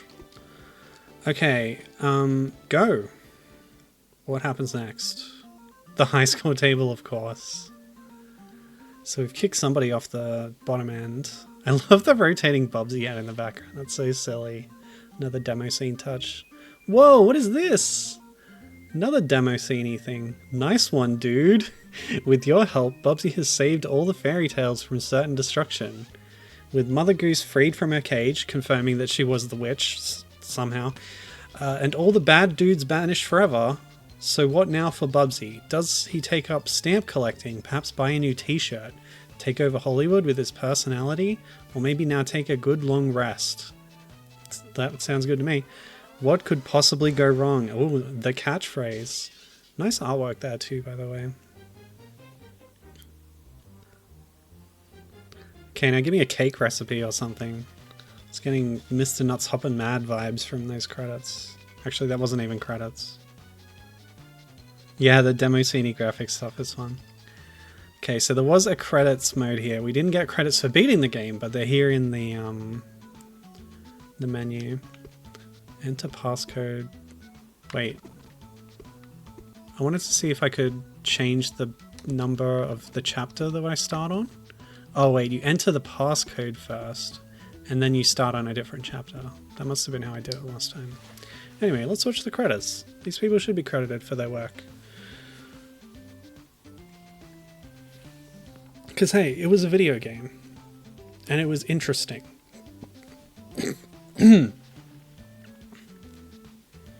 Steve Slicknook. So yeah, here's all those people.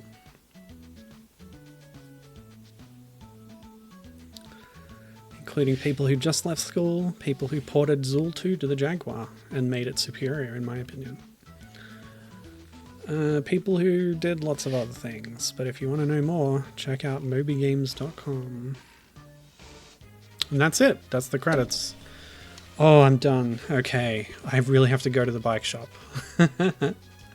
Thanks for watching.